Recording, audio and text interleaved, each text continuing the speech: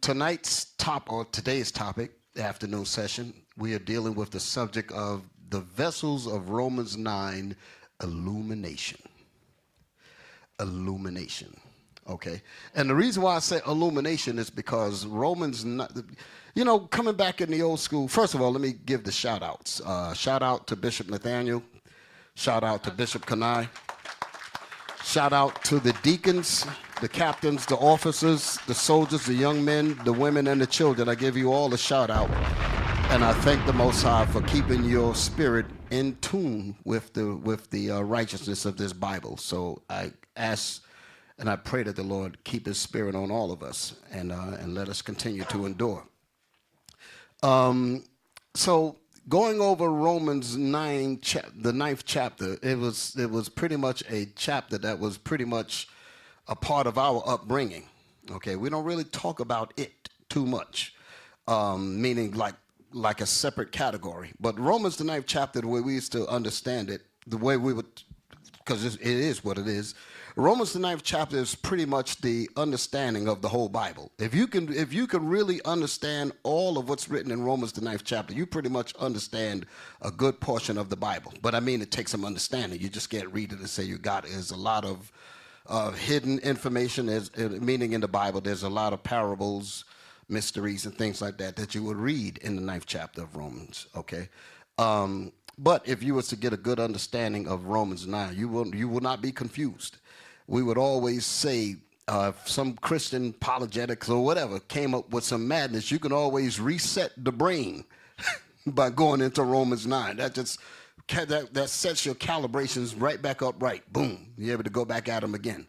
So that's why Romans 9 particularly is like one of the, in many circles, it's called a forbidden chapter, even though they don't say it enough. You hear all kinds of stuff they talk about in Christianity that make you think that God is for all nations and all this and all that. And then when you read Romans 9, it just clearly cuts right down the middle, lets you know exactly what the Bible is talking about in clear language. So I say illumination is because we're going to illuminate the real essence of what the Bible is about in terms of Romans, the 9th chapter. So as I go on, I will mention, I put in parentheses under it, we as Israelites, I said we go through problems, and problems. Y'all all right? We live in this society, we live in this country, and our lives seem to be a living hell in many situations, okay? We run into all kinds of racist situations, unfair treatment, discrimination. People don't like the way you look, this and that and the other, subject us to all kinds of evils. And we ask ourselves, do the Lord really love us? And that's the reason why that scripture was asked in the book of Malachi. Can we read that real quick? Malachi, the 1st chapter. Let me get my thing out here. Malachi chapter 1 and read 1. I feel like I'm supposed to say something else. I feel like I'm forgetting something. Ooh, this incense is really rolling, all up in my nose. Who's that? Where Reuben at? He bringing this Levite. He doing his thing.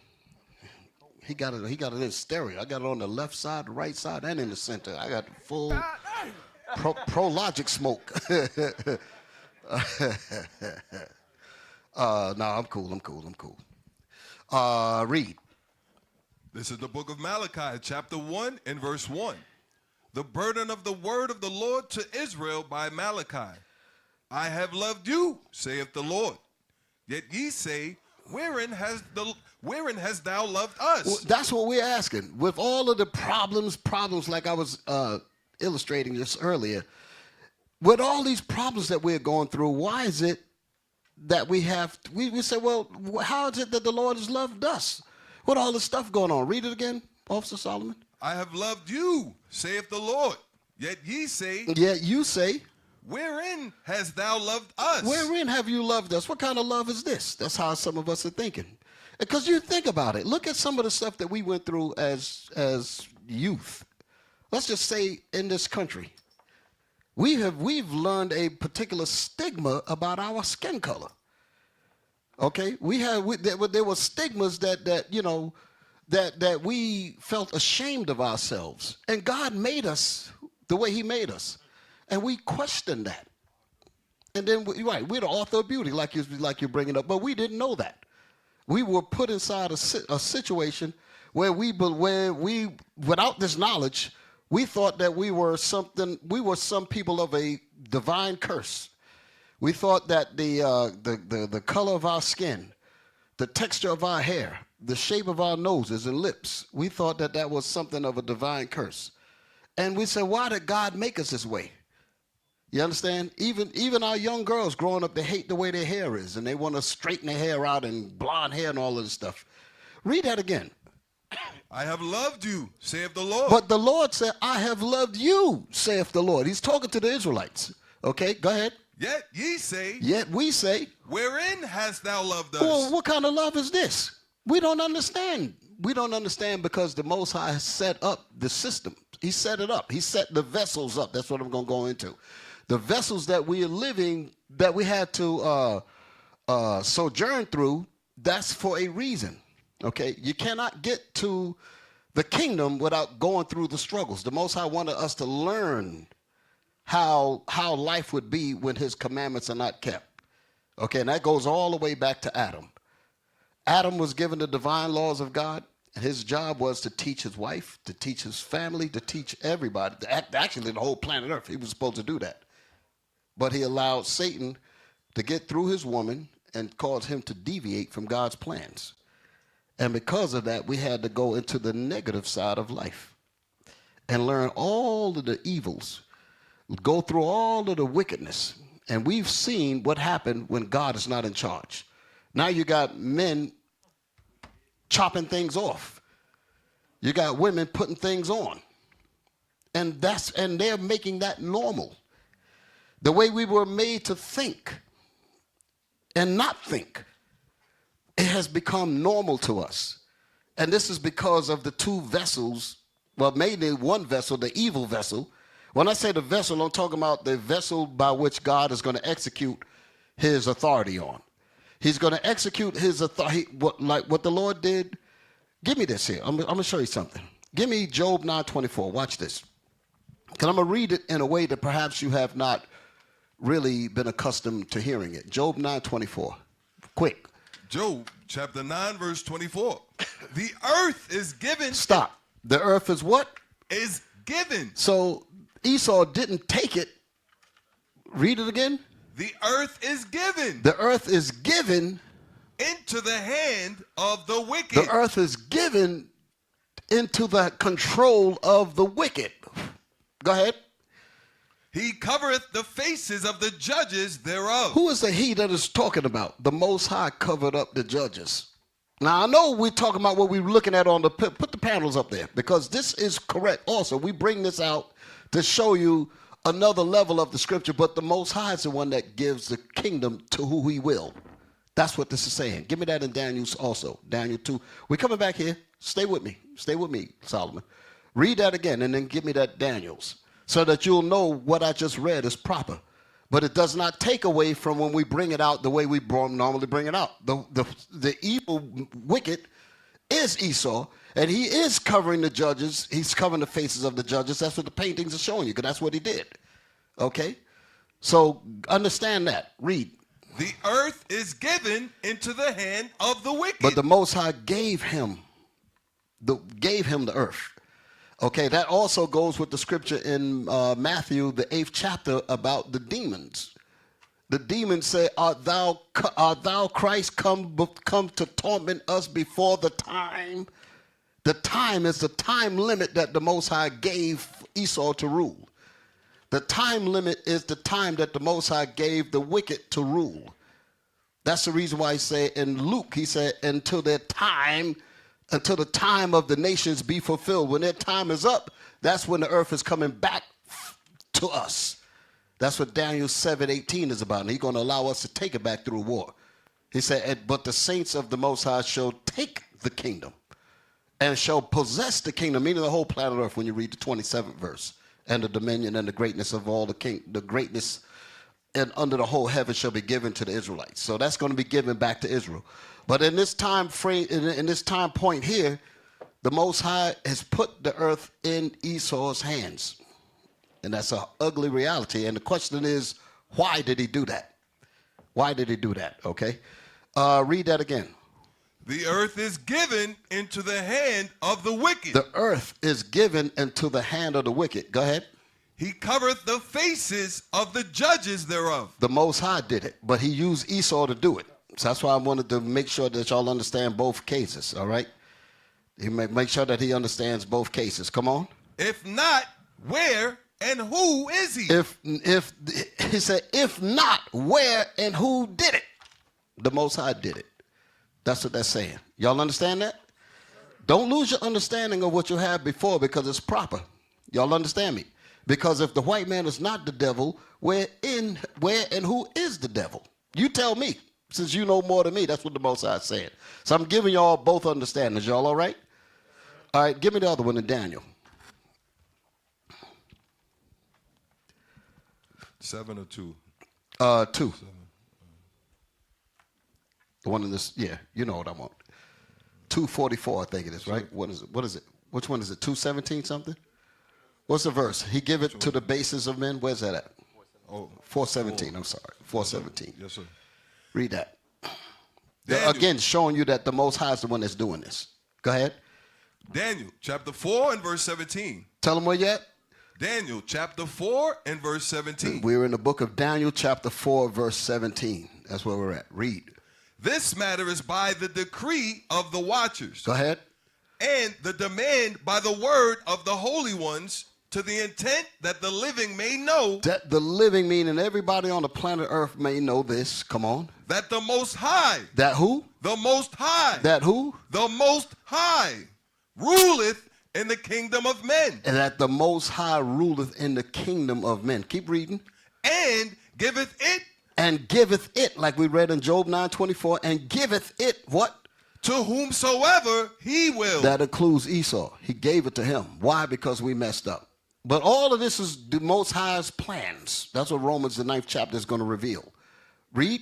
And setteth up over it the basest of men. And God setteth up over the kingdoms the basis of man. So the so-called white man is base as can be. He is super base. He is totally base. He's lower than a cockroach. I'm not saying stuff. I'm not just trying to be funny, ugly. But he is. The Most High said he did what? He set up over them what? And setteth up over it the basest. Over it, meaning the planet. Set it up over it, the what? The basest of men. The lowest of men. That's what he's talking about. So who did this? The Most High. So that's one of the vessels. That's the vessel. Okay? Esau is a vessel, and the children of the Most High is a vessel. There are 3 categories of men on this planet Earth. You have the sons of God, you have the sons of the wicked, and then you have the sons of men, which is between the two. Do y'all understand that? Okay, there's only 2 forces that's going to rule this planet Earth.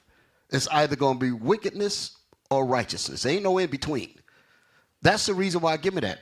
Give me that in Ezra, 2nd Ezra, chapter 6 and verse. You can start from the 6th verse. 2nd Ezra, chapter 6 and verse 6. Then did I consider these things, and they were all made through me alone, and through none other. By me also they shall be ended. That's and the Most High. And by the Most High shall what? They shall be ended. Meaning the times shall be ended. The parting asunder of the times shall be ended. Go ahead.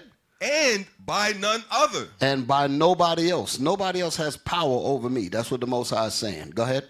Then answered I and said. Then answered I to the supreme power. Ezra is saying this. Come on. What shall be the parting asunder of the times? Okay, so tell me what shall be the parting asunder of the times. Let me know when you're going to change the times. Let me know when you're going to move one rulership out the way and set up the next ruler. I want to know what signs should I look for. Go ahead. Or when shall be the end of the first, and the beginning of it that followeth? Go ahead. And he said unto me, from Abraham unto Isaac. When Jacob and Esau were born of him, Jacob's hand held first the heel of Esau. For Esau is the end of the world. God pointed that way. He said, I made Esau the end of the world. So when he said that he'd given Esau the end, when he gave Esau the earth, he gave it to him on a time limit. That's why he says that in Luke, until their times be fulfilled, until the time of the Gentiles, meaning the nations, be fulfilled. When you read Luke 21, verse 20 to 24, the 24th verse particularly is what I'm speaking about. Read. For Esau is the end of the world. For Esau is the end of the world. So that's the parting asunder, the times that the Lord was showing Ezra. I'm showing you where the times, what you need to look for. If you want to, you asking me this question, I'm going to let you know when it's going to go down. It's going to go down when Esau begins to go down. That's why he says it in Obadiah. He says, thence will I bring thee down, saith the Lord. So the Most High is bringing them down. That's why they're doing all this craziness now, because they got to get those things out their system now. Now they're trying to pass laws for everything, trying to make everything happen. It's crazy. Read. And Jacob is the beginning of it that followeth. And the Israelites is the beginning of the world rulership that follows when Esau goes down. That's what the hand grabbing on the foot was about. Okay? Read on. That was the 9th verse, correct? Yes, sir. Read verse 10, which is the reason why I went here. The hand of man is betwixt the heel and the hand. The hand of man is betwixt the what? The heel and the hand. So read it again. The hand of man. That's talking about the other nations, meaning the sons of men. Read it one more time. The hand of man. The hand of man is betwixt the heel and the hand. Then, so they are between the heel and the hand. Jacob and Esau. That's what it's talking about. Okay, so the nations are in the middle. So the only way they're going to operate, they're going to either operate under the influence of Esau, or they're going to operate under the influence of Israel. There is no other force in here. It's only good and evil. Esau is the evil, we are the good. We've messed up when we had our chance to establish good in this earth. So the Lord said, okay, since you don't want to follow what I need, what I'm giving you, I'm going to put you up underneath the evil until you learn. That's what Hosea is about. I will go unto my place until they acknowledge their offense. And when you realize that the way you call yourself living ain't no way at all, you're going to seek me and you're going to want to get back into the position that I set you up to be. And then I'll give you back the earth. That's how that goes. And that's right after that, he says in 2 days he will revive us to rule again. So you see how the lesson works? Notice that it's in Hosea the 5th chapter, verse 15. And when you read from there on down into the 6th chapter, it goes right into our rulership. Y'all all right? So once we acknowledge our offense, what happens? We get back in charge. Y'all understand? That's the purpose of these vessels. These vessels, the vessel of Esau is to teach us evil. Y'all all right? And to learn how to operate despite of it. Okay? That's what we're talking about. So, I make that point. So when I say illumination, this is what I'm talking about. Illuminating this truth. Illuminating what I'm bringing out now. Last night I watched Fix Your Face. Fix Your Face, okay? Well, sections of it. Give the Lord a hand. Give the Lord a hand. That was I had a chance to catch it. Hey, we got the host of Fix Your Face here, Bishop. Ooh, way up. He right here.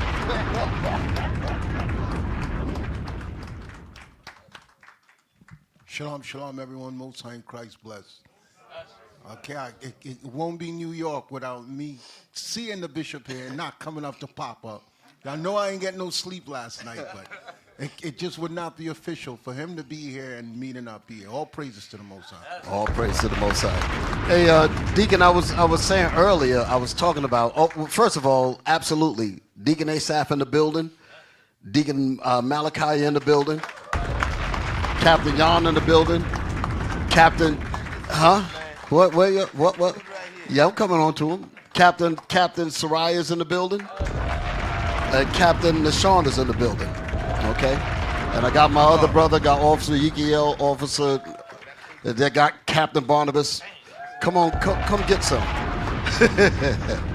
Okay, Officer We in this Othelio and the building. brothers came in, my troopers, right? All praise to the Most High. So, yeah, like I was saying, before you came in, Deacon, I was making a point about how monumental and what a milestone this particular building is, and the different trials that we went through even before coming here. The establishing of this building have really taught us how to war. Really. This is the blueprint. It was set here. So the reason why I say this is because I always make reference when I say go back to the video of, go back to the video of when we did the building, when we built the building, you, Deacon Malachi, came on first, and you made the point, you said, there's been a lot of people speaking evil, a lot of people talking crap, all kinds of this and that and the other, but guess what? We got the building now. And that was a beautiful thing. So give the Lord a hand for that thing. All right? What's going on with the screen here? It's stuck on this image here? Huh? Okay, all right. Come on now. I'm back in New York now. Don't do me like this. So all praises to the Most High. We're here. We're in the building. I know letting them do their thing. But anyway, going on with the lesson, I just wanted to make that point about how important this particular building is. And it's important for us to mark down our milestones, the things that we do that are monumental, the things that we count as stepping stones. You always want to have those what they call those key, like when you're trying to plot, you have your milestones, your things that you want to remember when you make certain achievements. You want to have those, right? And this is what this building represents. It represents a key step forward. Okay, project milestone example, like brothers put up there. You can show that. Okay, so this is what we were talking about, all right? So getting back into the lesson. So I was making a point that I watched last night, Fix Your Face. And well, I watched some of it. I'm going to go back and watch it in full because I was just catching pieces of it. I was actually working on this lesson, so, you know. But I'm going to go back and check it. So shout out to Deacon Abiel. Great. Well, it was actually Captain Palu, but he's underneath the auspices of Deacon Abiel, so I'll put it that way. Okay. Great subject matter, great topic. I love those kinds of classes, as I do all classes, but there's certain classes that hit you right where it's needed. That's how I think anyway. Okay. So watching that class last night, parts of it, I came across this thing called FOMO. And FOMO, put the you got the screen thing up there? Let me see the yes, that thing right there. Right. Show that. How many of y'all ever heard this term before? Because I had to look it up. That's why it's up here now. And the program, the class that Deacon did was about addictions, people that are addicted to things, right? So when they were talking about the addictions to things, then brothers brought up about the phone. People are addicted to their phones. And I mean, it's a very good class. I'm not even going to go into it because that's what that show is for. Go and watch it because they did an excellent job in going through those things. And I'm not going to deviate from what I'm going to teach today. But I thought that what they were going over is very, very important. And I like what it said because I had to look it up. I actually thought it was spelled PHO, mo, like that, like phone, because it has to do with a phone. But it's actually, the way I see it here, some informal spelling, obviously. But it said the fear of missing out. That's something that people actually have. They cannot lay their phones down for 2 minutes because they feel like, what did I miss? That's an addiction. That's an addiction. Read it. Read what it say. FOMO, fear of missing out. Go ahead. Fear of not being included in something. That is a problem when you really think about it. The reason why I said is because when I started in the class, I said problems, problems, problems. Why am I going through so many problems? And I just left it open like that. One of the problems is our addictions, and that's the reason why I referenced the class last night on Fix Your Face. So one of the problems that they mentioned was about the addictions on phones. Okay, people cannot put their phones down for 10 minutes. Wake up with their phone. I mean, we're all guilty of this. And hopefully it's for the right reasons. You know, you want to, like I have to do a lot of checkup on things and all of that. But that's, sometimes I'm just looking at it, just regular entertainment, movie here and there, stuff like that. But what ends up happening is that there is such a connectivity to the outside world that you don't even know about, but it comes through your phone. And if you're not hitting something, if you're not hitting the like button, or if you're not receiving this or that, you feel like you're missing out. And that particular spirit draws you in so hard, it's actually damn near worse than the crack epidemic, than drugs. I mean, you take some people's phones away from them, and they will literally try to cut your head off. Mad. Like you just destroyed their whole lives. You're killing me, mama. You're killing me, daddy. You took my phone away. What? And they going, huh? Kids wrote and asked. They'd rather getting their behind tore up, but don't take that phone away. Problems. This world that we live in has lent us to these kinds of addictions. But yet we got to go through all of this to learn how to overcome all of this in order for us to get the kingdom. Y'all all right? So that is what this particular vessel of evil taught us this thing. Okay? Read the rest of that thing, Officer Solomon.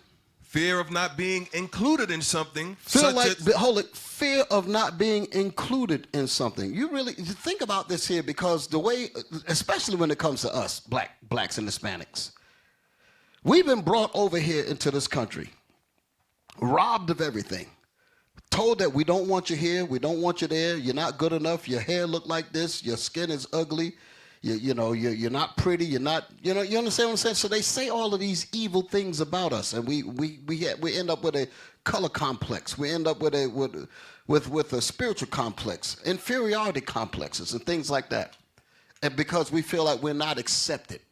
And I mean, this thing runs deep. This thing really runs deep. And some people that know how to manipulate that thing can really destroy you, because they know what you're craving for, and they'll make you jump over all kinds of hoops just for you to, quote unquote, feel accepted. You understand?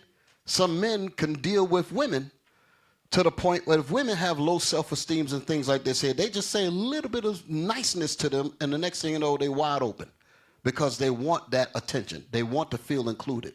I'm just showing you how far these addictions go. And that's because we were robbed of those things when we came over. Y'all all right? Read that again, Solomon. Fear of missing out. We have a fear of missing out. That's why discrimination hurt us so much. You mean to tell me we can't sit on the same toilet as the white man? We can't drink out of the same water fountain as him? We can't get his ice cubes. His ice cubes are colder than ours. Y'all all right? We feel we will sit in a restaurant, be mistreated, and rather get up and build your own. We will stay there and continue the abuse. That's how we are even to this day. Look at the abuses that we go through, and we still refuse to do something for ourselves. We refuse to organize among ourselves.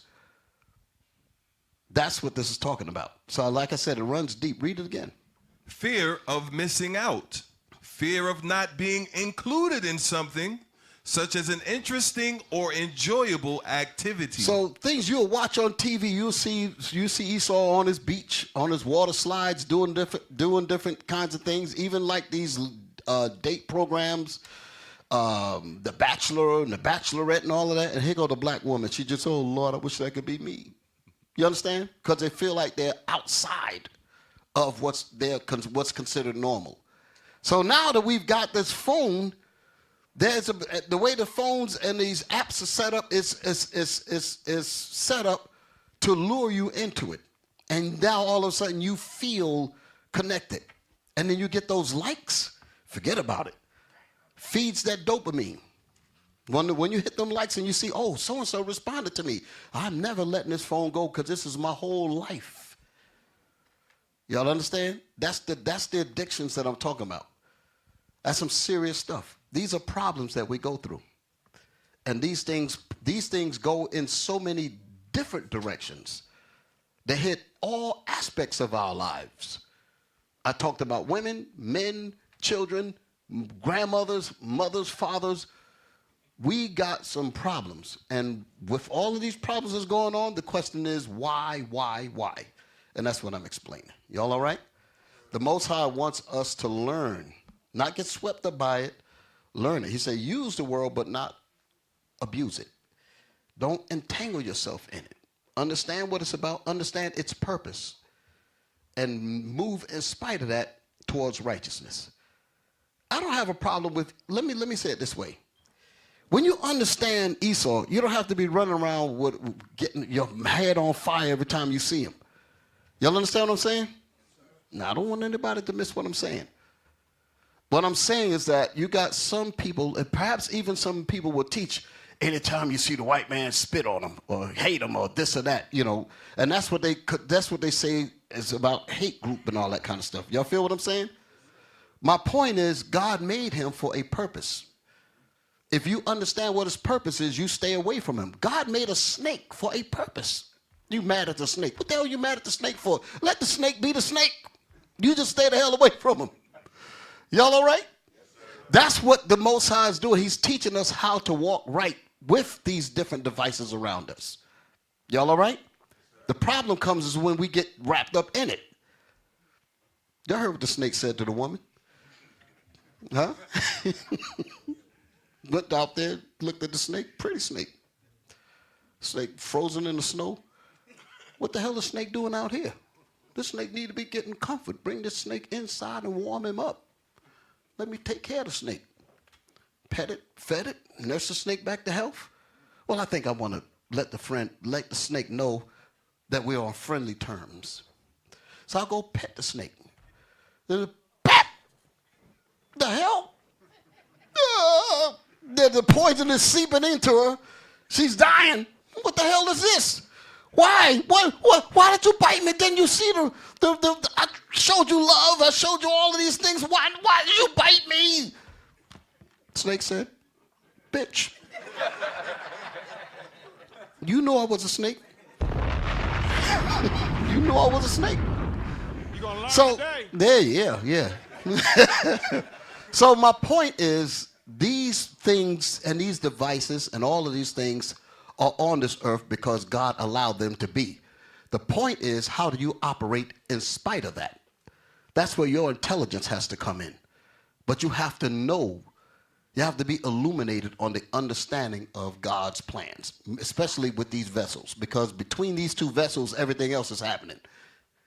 The sons of men, like I said before, they're either going to be influenced by Satan or they're going to be influenced by us. And because we didn't deal right in the beginning, he said, okay, I'm going to swing the Chad towards Esau and let him just mess the whole earth up and mess up people's minds and everything else.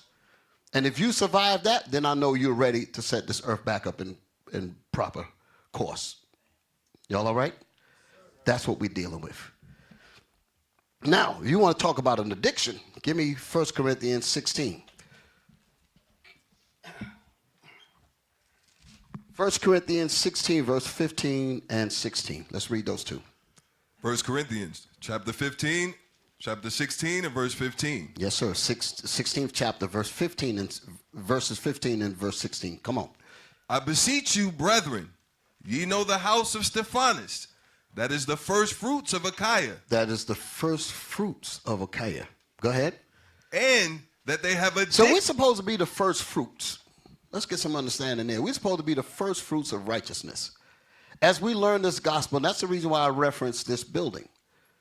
As we began to really understand the importance of having a sanctuary, we began to learn how to operate in order.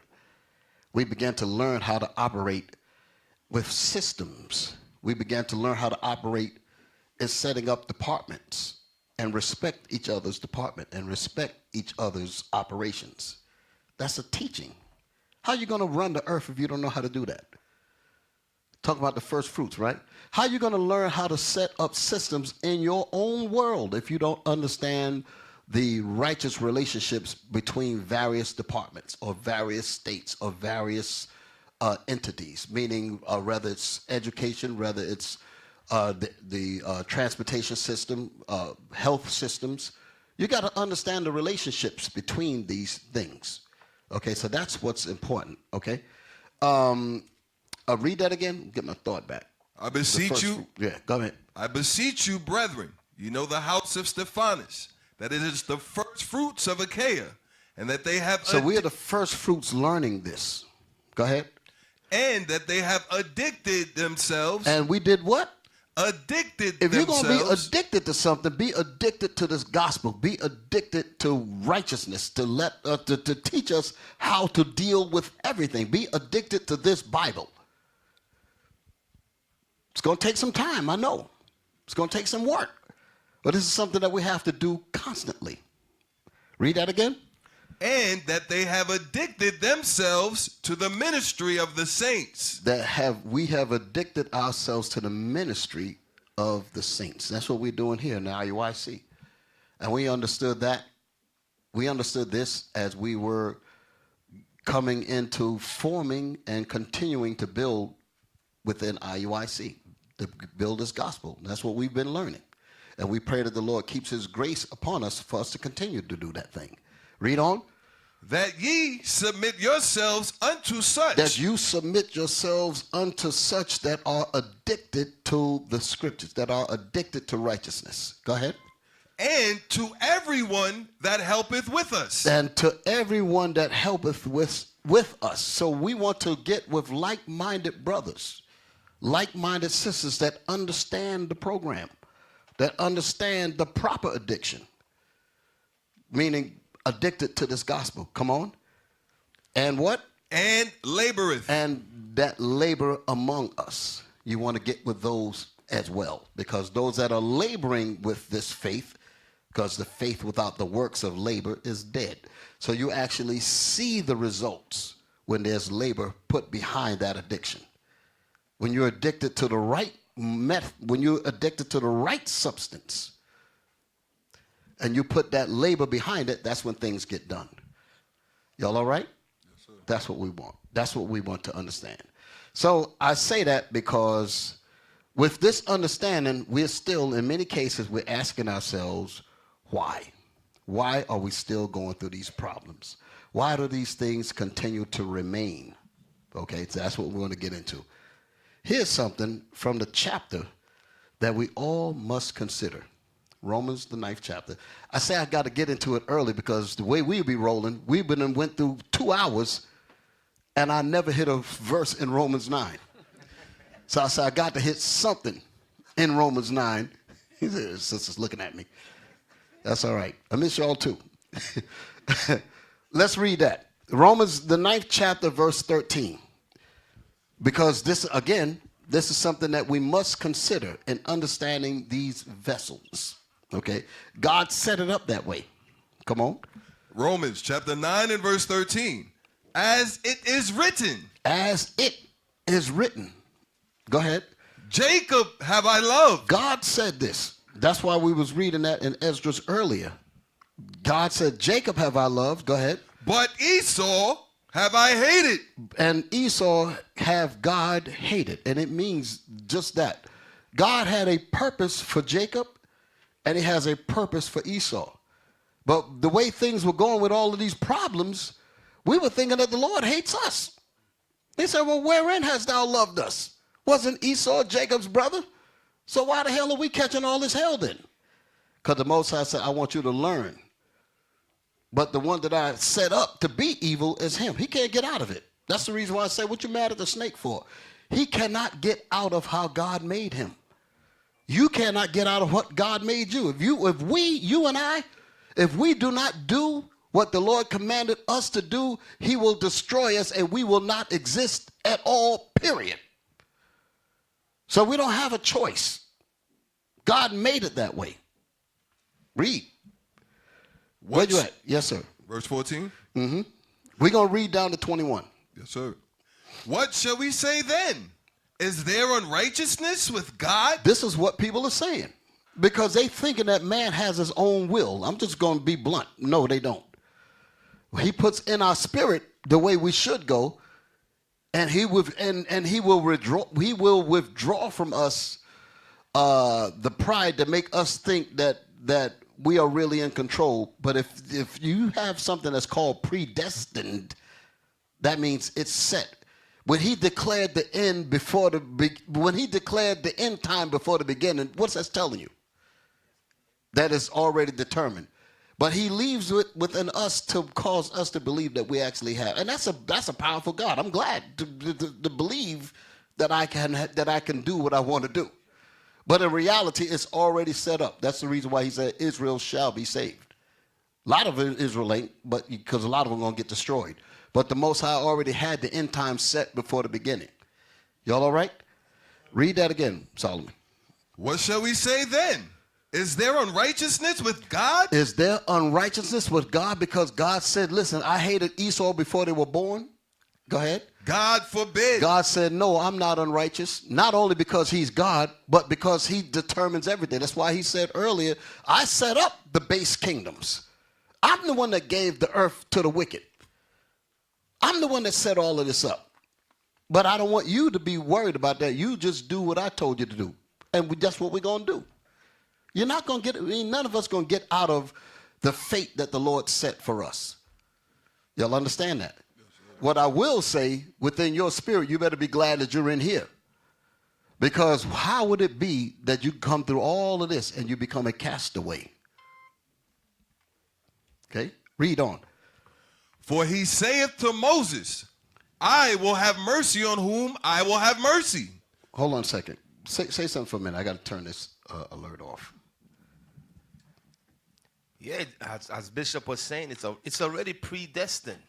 Okay, the Most High is a mastermind. Before, it's already predestined who's going to make it to the kingdom. But guess what? None of us know. You understand? The elect, if you are of the elect, God knows who is the elect. Remember the scriptures.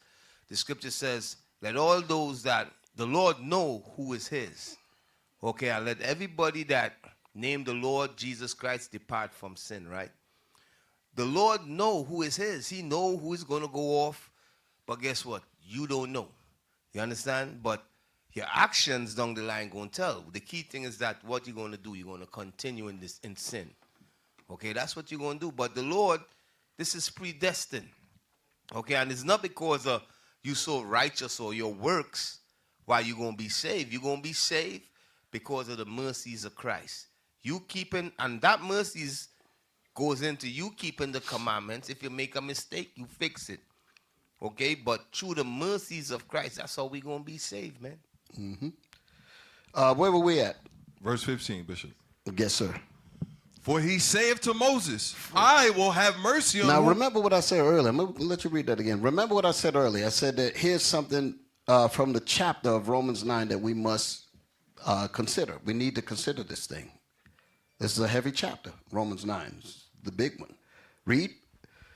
For he saith to Moses, For the Lord saith to Moses, I will have mercy on whom I will have mercy. Go ahead. And I will have compassion on whom I will have compassion. So can anybody change that?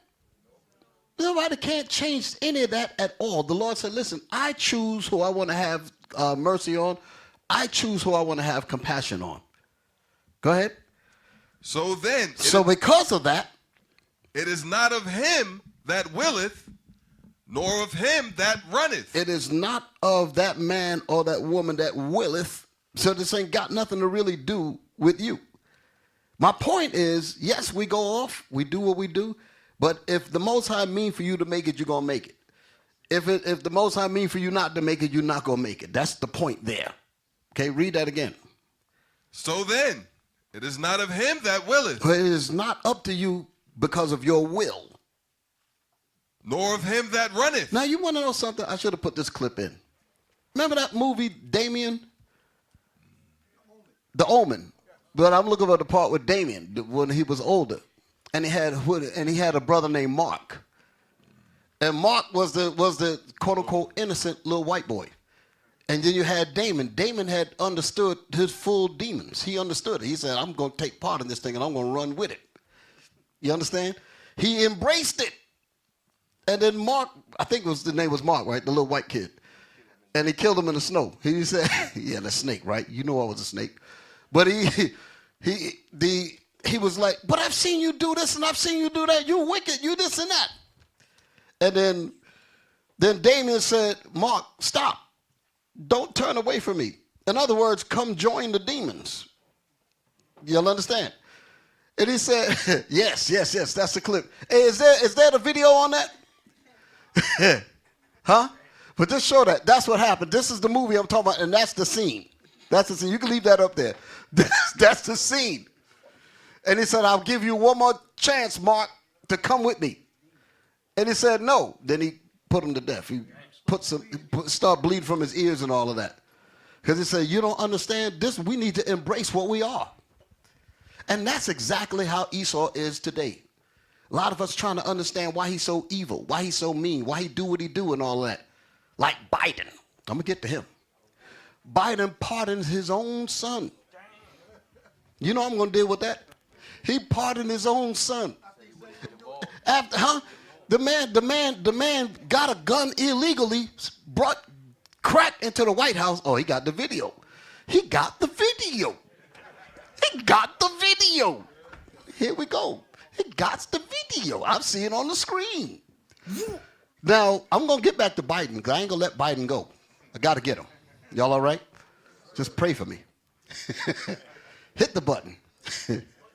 Okay, so we set it up. So again, it's like I said, the Lord set up these, like the Lord said, he has mercy on whom he will have mercy, and he will have compassion on whom he will have compassion. So it is not of him that willeth. That's the reason why I'm showing this. It is not of him that willeth nor runneth, but God is the one that give them the parts. That's the point. He said he's going to have mercy on Jacob, like it says in Isaiah 14. I'm going to do that. He said, and I will yet choose Israel. So that's letting you know what the Most High favors and what he doesn't favor. So if he say he's going to yet choose Israel, how in the world are you going to try to throw Esau in there when he's telling you straight that he hated him? And I created him to be demon. I created him to be the demons. I created the snake. You talking about some nice snake and you get bit and you wonder why. The Most High made him that way. That's why he said it in Romans the 13th chapter about the powers that be. He said, I set up the powers. I caused him to be that way. You just need to do what I need to do while I have this virulent beast over you. That's how the Most High deals. He said, but if you stay clear and you deal with what I'm talking about, you're going to be all right. What you got, Deacon? You going to say something? I thought you was going to start from the top of Romans. No, I'm coming there. You don't remember when you first broke that down to me and my eyes popped out my head. Because the Lord made it clear in that chapter he is only dealing with the Israelites. I'm coming to that. Nobody else, no other nation matters. He just included, by the way, I hate this particular group of people. That's what he did. Okay, the first time I heard that was from you. Yeah, and well, that's in the Bible. Right, your teacher explained it that way, and you said you could kill them with Romans 9 alone. And yes. It held to be true. Yes, it's the undefeated champion. So, but yeah, I started here for reasons. I got the beginning of the chapter later on. I'm going to get it all. Y'all all right? So read that verse again, then we're going to play the clip. Verse 16. So then, it is not of him that willeth, nor of him that runneth. So Damien understood this. He said, well, listen, I can't be the righteous because God don't looking for that. He ain't looking for that. He made me to be the demons, and I'm going to embrace this thing. And the same thing is going on with how they work in this system. How in the world they're going to bring us over here in chains? Listen now. They're going to bring us over here in chains, rob us every which way but loose. Never pay us back, and then basically say, go out there and make it for yourselves. And when you go out there and make it for yourselves with no restitution, what's the word, reparations, no back pay, no nothing. Just go out there. You don't know the language. You don't know the laws. You don't know anything. You're getting caught up in convict leasing traps because they're hitting you with vagrancy. They say, well, you're not supposed to be where you are, So we put you in jail. You know, they said, well, I didn't know. They said, we don't care. Ignorance of the law is no excuse. They'll throw that at you and lock your butt up. You understand? No compassion for us, no compassion for our fathers, no compassion for our mothers, our children, nobody. And then, but then Biden, the son of Biden, he has some kind of deal with cocaine. It's found in the White House. Damn. Cocaine is found in the White House. They cover that up. He gets not only the tax evasion deal, because you know they're talking about that, but he gets a firearm, and he ain't supposed to have the firearm. And somehow the firearm ends up in the garbage can. I think the wife goes and get it, because I was trying to find that out. The firearm ends up in the garbage can. Here's what I thought. I said, what if Ray Ray found that damn gun that was obtained illegally, that's supposed to have somebody's name on the license or the paperwork or whatever? You feel me? But Ray, he found the gun and he commits a crime. He'll go to jail, get put under the jail, but the man that got the gun and put it in a place where one's not supposed to be, he gets completely pardoned. Can you dig it? That's the snake we're dealing with. Y'all all right? Yeah, I'm going to jump the gun. Put that up there. We're going to play the Damien too. Come on. Because, hey, listen, let me say it this way. This class, let me show them the paperwork. Y'all all right? Hold it for a second. There's a lot going on here. This is pages upon pages. You know I'm not going to get all this done today. Y'all know that. And I ain't going to try to. But I will be going through this thing in further classes. Y'all all right? And I will be posting up different notifications to let you know what's coming. Y'all okay? But so I'm saying that because I'm somewhat not really deviating, but just going out of sync a little bit, because I want to make sure that I get all the points in so that this class makes sense, right? So what we got? Don't let me forget that Damien. Y'all did a great job back there finding that thing. Come on. What you got? Come on, Officer Solomon. CBS News.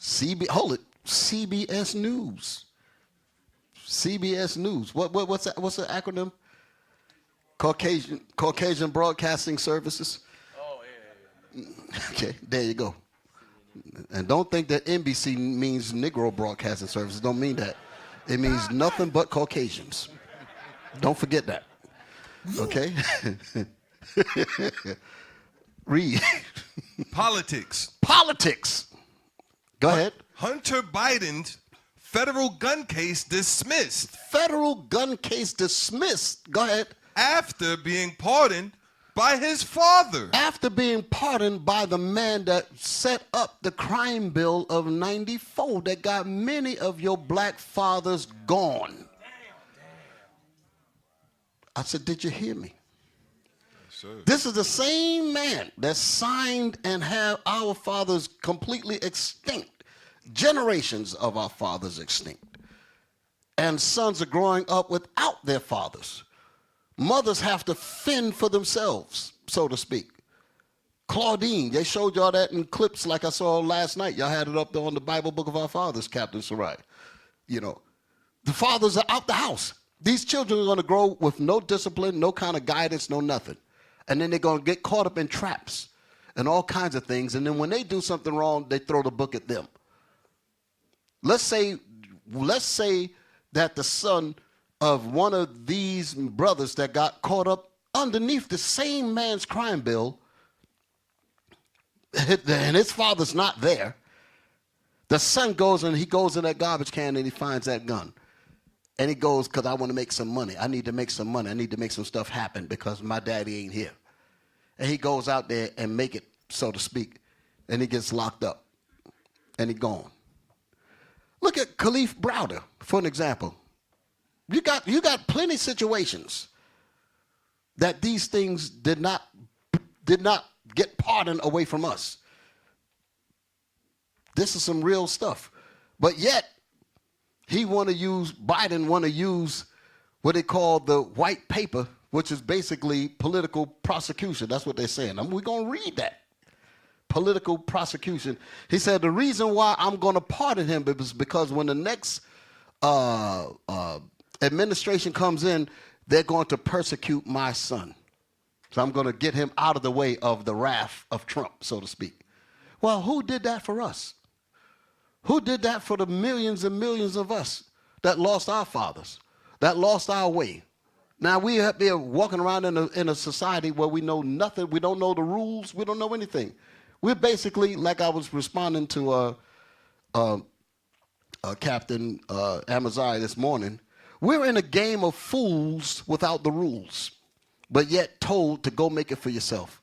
Make a living for yourself. You can't even understand the language. We basically like blind children in a foreign land where we can't understand the language, don't know where to turn left or right, don't know if there's a pitfall before you, and plus you can't speak the language, but yet we're told, go ahead and live.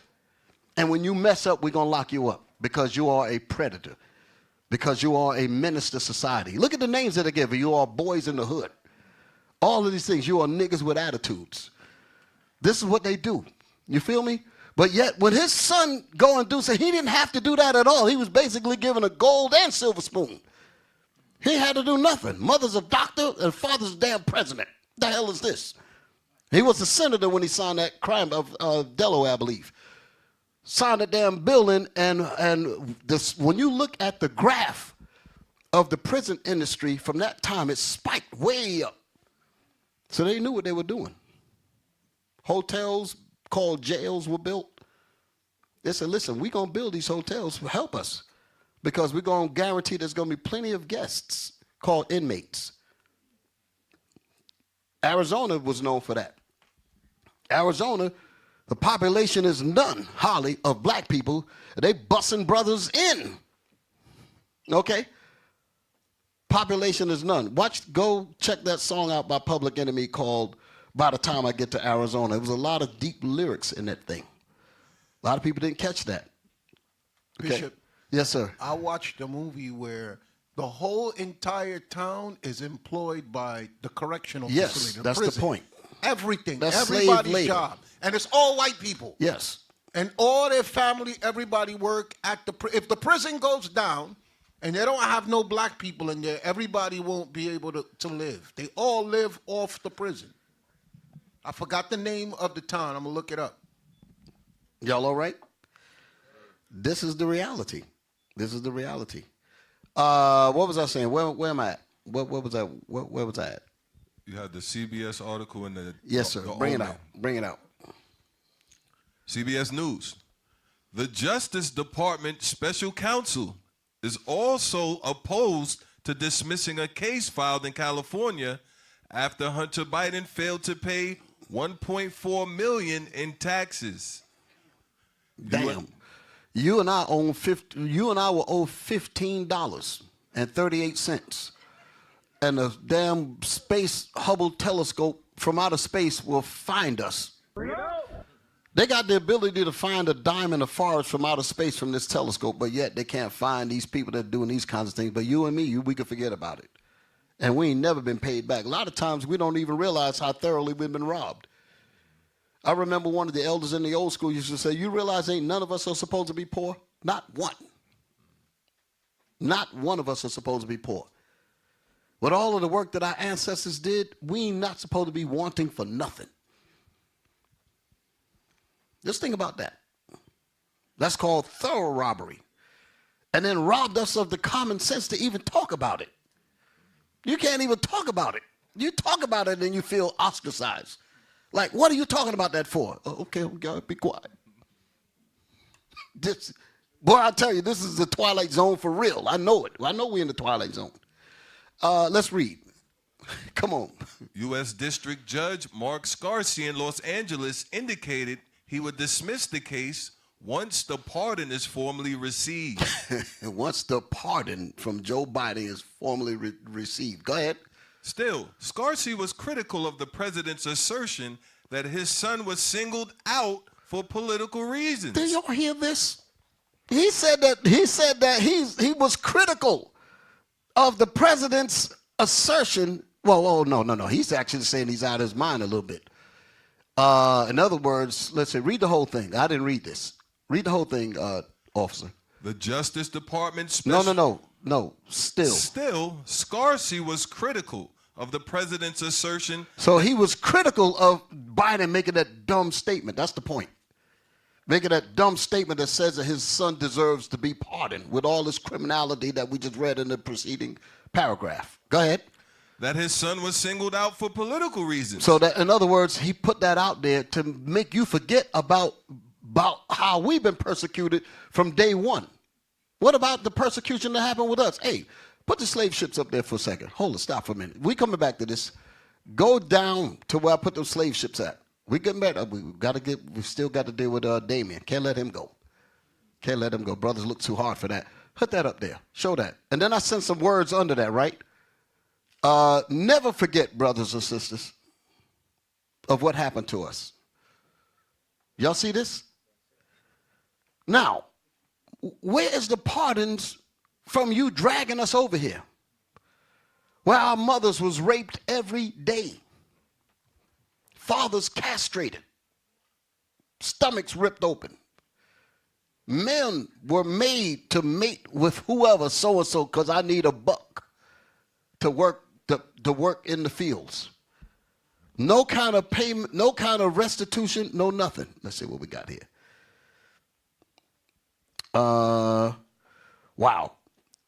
I want to say, can we send that to the brothers? In 2008, Wesley Snipes was convicted on misdemeanor charges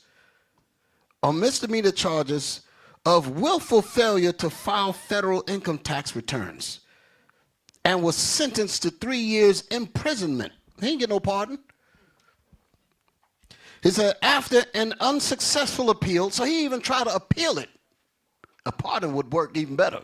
He said, no, you ain't gonna get no pardon. You can appeal it and we still gonna deny it. After an unsuccessful appeal, he served 28 months in a federal prison. He was released in April 2013. Wow. But Hunter Biden didn't get any of this thing, plus a gun charge, plus cocaine. Can y'all dig it? That's the snake, brothers and sisters. We better learn how to dance. Y'all all right? Stay in this Bible. That's the point. I remember Bishop made a point, and he said, because it was on, I believe it was a point where, when we travel, brothers and sisters, hospitality, bring the gifts, and all praise to the Most High that we can do those things. Reverence your elders. Absolutely wonderful. And we give all praises that we're able to be a good leader, represent a good leadership to you all. But one of the things that Bishop said was, he said, the gifts are wonderful. All praise to the Most High. But the greatest gift, not taken away from the gifts, but he said, but the greatest gift would to have is a sinless congregation, which means he cares for you. That's the point. And we all have that sentiment. Y'all understand? Our objective is for you to be sinless, because if you're sinless, you're going to get the kingdom. And that's why we're up here. Our job is to help you get there. Pray for us, like it says in Hebrews. But as you're praying for us, our objective is to make sure that you make it. Y'all all right? That's what we're trying to do. So, why did I bring that up? I was making a point. So that's what we're looking to do. To teach you how to dance around getting caught up. That's the point. Being a sinless congregation keeps you out of trouble. Give me that in Romans 11. We're coming back to this here. I don't know if I want any more of this. I probably do. Go to Romans 13. I think that's what I want. Romans 13, verse. You can actually read 1 to 4 real quick. Romans chapter 13 and verse 1. Yes, I see you highlighted something, right? I think we want to come back to this too. Wow. Wow. Wow. Oh, Lord have mercy. Come on, read that thing.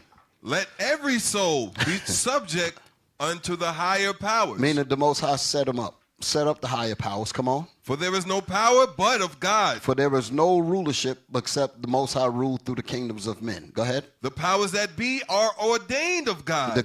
The powers that be are ordained by the Most High. The Most High ruleth in the kingdoms of men. That's what we was reading earlier. Read on. Whosoever therefore resisteth the power, resisteth the ordinance of God. And so you hear what it's saying? So the Most High set up the man, set up the kingdoms. That's his purpose. And the Lord says, how do you stay clear of that? By keeping my commandments. That's what he's saying here. That's what this chapter is going into. Read on.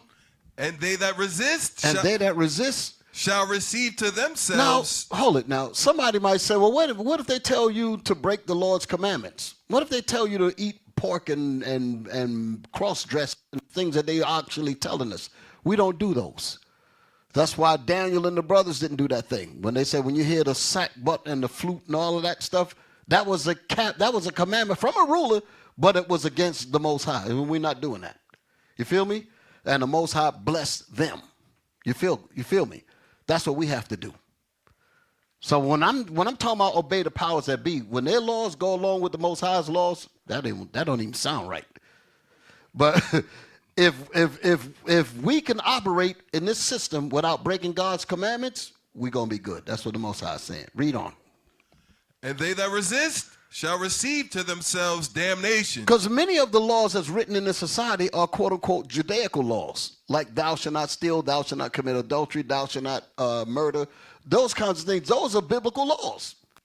But we're literally breaking those laws, which are breaking God's laws as well. Sin. Can you dig it? So when these things are happening, the Most High sends the man out to get you. And then you will do that time. And it's already set up for you to do the time. And then you wonder, well, why come Hunter Biden ain't doing it? Because Hunter Biden ain't under that. You under that. They're not under that. These people are not under the same rules. They said there's two sets of laws, one for black people and one for white folks. Okay, and that's what you're looking at. We have to understand that. That doesn't mean that we're taking a back seat. We understand by us doing this, the Lord is going to give us the power to set things up in its proper order. And when we get ours, everything get ready to move in the right direction. Y'all all right? So I'm just saying those things. Keep reading. Verse 3. For rulers are not a terror to good works. That's the point. For rulers are not a terror to good works is us keeping the commandments. We may get some persecution here and there, but the Most High said, I got you. That's just your trial. That's just your tribulation. Through much tribulation shall we enter into the kingdom. So we're going to face some heat. Daniel and the brothers face heat. But at the end, the Most High delivered them, and the Most High will deliver us. Y'all all right? But this is what we have to know. That's the illumination of the scriptures, to understand what it's actually saying. Y'all all right? Which teaches us how to live. Which teaches us how to act, how to communicate, how to be, how to govern, how to instruct. Read. But to the evil. But the rulers are a terror to those that steal. That's the evil that the Lord is talking about. Those who rob, those who commit adultery, those who commit the kinds of sins that we're talking about. Go ahead. Wilt thou then not be afraid of the power? Why is the Lord saying that part? Will thou then be afraid of the power? In other words, when you had your own rulership, Israel, you could have kept these laws without being touched by the nations because I was with you. But you began to go off from the laws and the commandments and the heritage that I gave you. So I'm going to take that away from you, and I'm going to put you under your enemies. Since you were not afraid of me, to respect me, and to keep the laws that I gave you as your father. Since you did not want to do that, I'm going to put you under your enemies. Now, will you respect the powers? That's what that verse is saying. Read that again. That's that vessel. That's that vessel I'm talking about. Go ahead. Wilt thou then? Read the verse again. Read the verse before that, the line before that, the statement before that, so we can line it up. For rulers are not a terror to good works. For rulers are not a terror unto us that keep the commandments, the good works, like the Bible says in Romans. For the law is good, does the good works it's talking about. Go ahead. But to the evil. But the rulers are a terror to the evil, those that break the commandments of the Most High. Okay, because a lot of their laws are connected with the Most High's laws. Go ahead. Wilt thou then not be afraid of the power? Well, now will you be afraid of the power? Because you wasn't afraid when I was ruling over you. So I'm going to put this virulent beast over you, and he's going to show you what fear is about. Because you didn't want to listen to me, I'll put the terrible on you. Go ahead. Do that which is good. Go ahead. And Thou shalt have praise of the same. Thou shalt have praise of the same. Come on. Meaning they cannot really say anything evil against us when we're doing God's work. When we're keeping the commandments. They can, like I say all the time, you can lie on us, but how strong can a lie stand up against truth? It ain't going nowhere. You should always be able to stand on truth. You should always be able to stand on your word. When you tell somebody something, you want to be able to stand on that. If you're going to stand on these commandments, you want to be able to stand on them. That's what Daniel and the brothers did in the fiery furnace. They stood on that thing. They stood on the Most High, and the Most High delivered them. Read. Read it again. For rulers are not a terror to good works, but to the evil. Wilt thou then not be afraid of the power? Will thou then not be afraid of the powers? Meaning, you're going to know now. Go ahead. Do that which is good. Do that which is good, because you didn't do it when I was over you. I'm letting you know how this conversation is going. Go ahead. And thou shalt have praise of the same. And nobody's going to be able to gainsay you. What do you mean he was caught up in doing this? No, not that brother. Not that sister. No. So you're lying on them. So their reputation stays intact. That's what happens. Because people lying on you, it's not going to hold any weight if they can't find the quote unquote lying evidence, if you will. You got to throw the charge out. Go ahead. For he is the minister of God to thee for good. Listen to that part there. For who? What? For he. Who is the he? Who's the he, class? Say it again. Esau. That's what it's talking about. He's the powers that's over us now. Go ahead. And even during his time, he was over it. That was Rome. That was Esau again. Read that again. For he is the minister of God to thee for good. How in the world is Esau the minister of God to you for good? By putting that hell on you. But it's going to bring out the good in you. That's the point. That's the reason why the Most High put us in captivity, to wake us up. He said, I'm doing this because I need you to repent. I need you to turn back to me. Since you didn't want to listen to when I gave it to you, now I'm going to put your enemies under you and see how you like it. Go ahead. But if thou do that which is evil. But if you disobey that, go ahead. Because I rule through the kingdoms. That's what the Most High said. Read. Be afraid. Be afraid. Listen. For he beareth not the sword in vain. Because God did not give Esau the sword for nothing. And he showed you that by conquering the whole planet Earth. This man, he said, and by thy sword shall thou live. And he went and conquered, took down every damn thing. So you don't think that's going to include us too? So the Most High said, if we're going to disobey him, he's going to send this man on us. So again, my point is, he has a purpose. We need to understand what that purpose is. Y'all all right? Let us turn to our power. That's the point, okay? That's what Judith was, in the book of Judith, that's what that was talking about. If we kept the laws of the Most High, the nations are warning each other. Say, listen, if they're keeping the commandments of the Lord, you better leave them alone. Because the God that hates iniquity will be against you. And we will all be in a mess if we mess with the Israelites, if they're keeping God's laws. So what is the objective of the nations? Is to keep us in sin. Going back to them phones. Going back to those different things that got us all hung up. We get caught up into these things and we get lured in, not realizing that it's for our destruction. We better learn how to operate in the system. That's the reason why the Lord allowed evil to be around us. Like he said when we were going into the land, he said, I'm not getting rid of all of the nations. I'm going to leave some there because to teach you how to war. That's the setup. To teach us how to navigate through the evil, through the wickedness. So that when we're actually set up, we will know how to set up the positive. We will know how to set up the kingdom. Y'all all right? That's the education here. That's the illumination of Romans 9. Y'all all right? Okay. Where am I at? So that was it on that, right? There's more. Okay, come on. For he is the minister of God, a revenger to execute wrath upon him that doeth evil. Wow. The white man is the evil, but the Lord set him up to be an execution of wrath upon us when we do evil. That's why he said, obey the powers that be, because God is ruling through them. Y'all all right? But if they're telling us to break God's laws, we know, nope, we ain't doing that. Because we're not obeying the powers that be because of you. We're obeying our powers that be because of the Most High. But when you go off from the Most High, we ain't got nothing else to deal with you. We going this way. Y'all all right? That's how that goes. We're not following him. Understand my point. But God got him here for a purpose, and we need to understand that. Don't get caught up in it. Like I've said many times, a lot of us don't understand. The Most High put these people here for a particular function. Y'all need to understand that. You're thinking that they're regular humans and all that other stuff, like you're supposed to be hugged up with them. You don't understand the Most High got a purpose for them. You got a particular purpose. You better learn your purpose.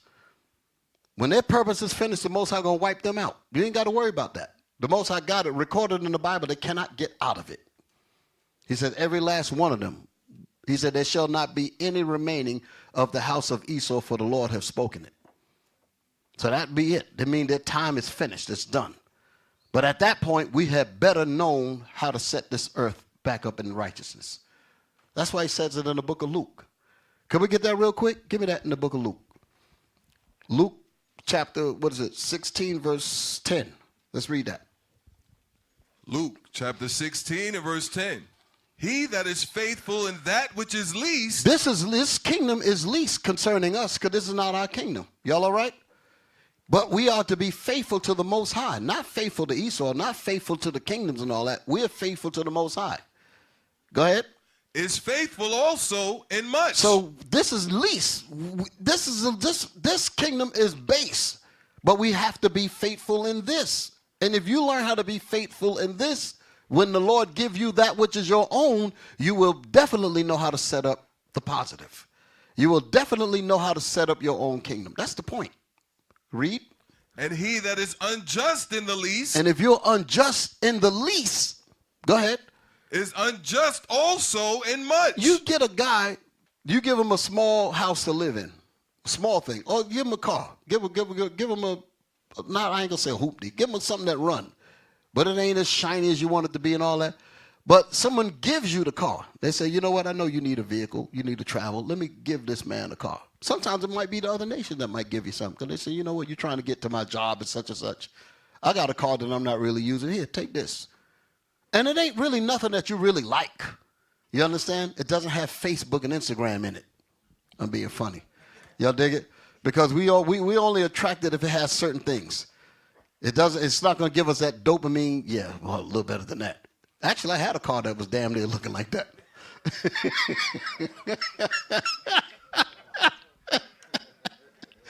Oh, Lord have mercy. Thank you, brothers. Y'all wicked as hell. But he gives you the car, right? And he says, listen, it runs, got good tires on it, oil, such and such. Just take care of it, and I give you this here. Read that again. He that is what? He that is faithful in that which is least is faithful also in much. Is faithful also in much. So you're faithful when you got this car here, this brown bomb, as we would call it. You got that, and you took care of it. And you made sure that it ran, and you made it to your job on time, such and such. You did what you needed to do.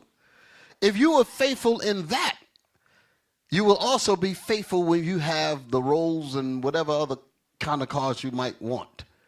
Y'all learn? You follow me? Yes, sir. Read that again, Officer Solomon. He that is faithful in that which is least is faithful also in much. He would also be faithful with a mansion. He took care of the room when he had the room. Now he's got a big house with this and that, and he knows how to take care of that. No, don't show that.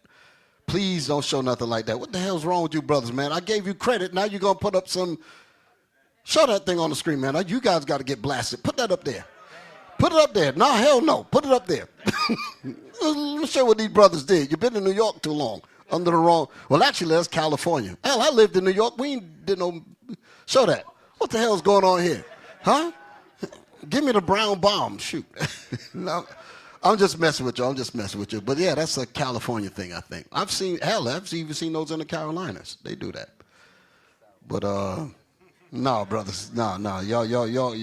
Y'all misread the spirit. You put that thing up there. Where am I at? Come on, Solomon. And he that is unjust in the least is unjust also in much. So if we don't know how to operate when something is at its low level, how are we going to? Just like a credit card. That's a perfect example. That is one of the best examples I can give. You get a $250 limit on your credit card. They give it to you. Most college, in certain colleges, they do that. And you take it, and the first thing you do is buy sneakers and rims or something. Well, your rims ain't no $250, but you dig what I'm saying. You spend it on apps or whatever. Next thing you know, boom, you broke. He said, well, the credit people said, well, we can't even roll with you. You didn't even know how to be responsible when you had a little, so we cannot increase your credit. Because you would take, if you don't know how to deal with $250, what will you do with $250,000 or $25,000? What would you do? You blow it the same way. That principle works. Y'all understand? Read that thing again. He that is faithful in that which is least. Now, wait a minute. I want to say something because some people might, let me see. Some people might think that I'm not being fair, but, by saying that, well, what if I need diapers? What if I need this and that? And they go max out the credit card right away. And then they be like, what does he expect us to do? My point is we have to have enough discipline in our mind to know that yesterday I did not even have this. Because your mind's supposed to be thinking beyond $250. You want to think about $25,000. And if I don't operate properly with $250, I'm not going to get to the $25,000. Y'all follow what I'm saying? So what kind of discipline were you going to do when you did not even have the $250? What kind of practice were you going to put in place? You were going to make something happen. You follow what I'm saying? So now that you know that you were going to have to do something anyway, why don't you take the $250 and let that build a little bit? Or take a little bit and pay it back immediately or whatever to build it up. Because remember, you did not have it. That's how we're supposed to be thinking. That's how your credit builds. You feel me? That's how we're supposed to operate. But we don't have discipline, and we learned this because of how we've been treated in this country. We've been treated horribly. And everything is immediate gratification. So that's why we do what we do. I understand it. I don't want to use the word sickness, but it is a sickness because we were taught that way. The minute we get something, pow, we blow it because we cannot even think about our future. And that's something that we really need to understand. We have a system that basically took our identity from us, took away our history, took away our knowledge of our past. So we have nothing that we can lean back on to tell us how to live today. You feel me? So you don't get to lean back and grab any kind of ideas or any kind of structure. Your father's not even home, for crying out loud. They're locked up. And at the same time, we have no prospects of the future because our futures are so uncertain. We don't even know if we're going to be alive next year. Anything can happen to us. So what that kind of psychology does, it locks us into the immediate present. I can only maximize what I have now. So the hell with thinking about using $250 to turn it into $500 later on down the line. I might as well have a good time now because I don't even know what's coming around the corner. So that makes us the perfect consumer. And that's exactly why the nations all put their stores around you, because we are ready to spend, because we need to feel good about ourselves by buying those rims, buying those Jordans, buying this. You understand? So that's what they do. They know these things. You feel me?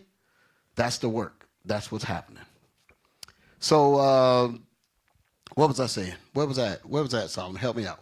What was I talking about? Did I finish? Did I get my point out? I know I'm talking on a lot of different things. Come on.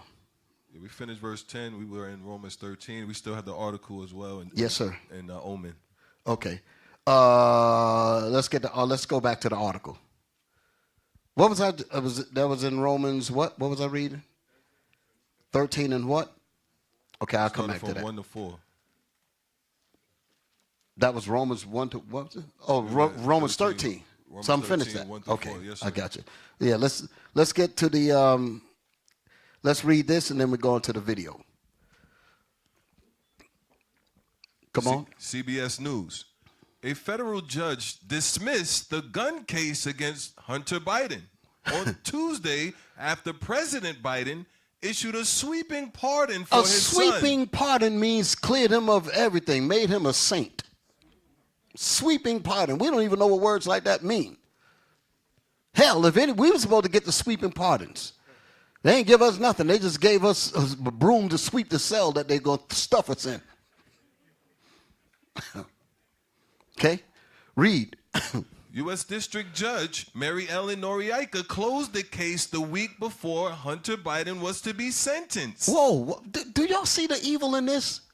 1 week before he was to get the jail time, he conveniently, let me exercise my, what they call it, executive power of pardoning. Boy, ain't no way, boy. And voop, Boy, ain't a no sweeping way, pardon. Read. He could have faced up to 25 years in prison. He could have faced up to 25 years in prison. Come on. Though as a first-time offender, he likely would have gotten far less time or avoided prison entirely. Biden said, I ain't even taking this a chance. I'm just going to just get him off clean. Whap. He might escape and not get nothing. Like the O'Briens that killed and murdered Emmett Till. They basically got this.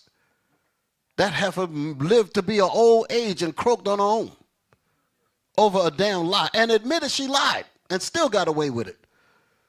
Byron Della Beckwith that killed Medgar Evers. That old bastard. He didn't get no jail time, no prosecution, no nothing. But he basically got a sweeping pardon. This is the hell that we're in. Brothers and sisters, we better recognize where we're at and operate accordingly.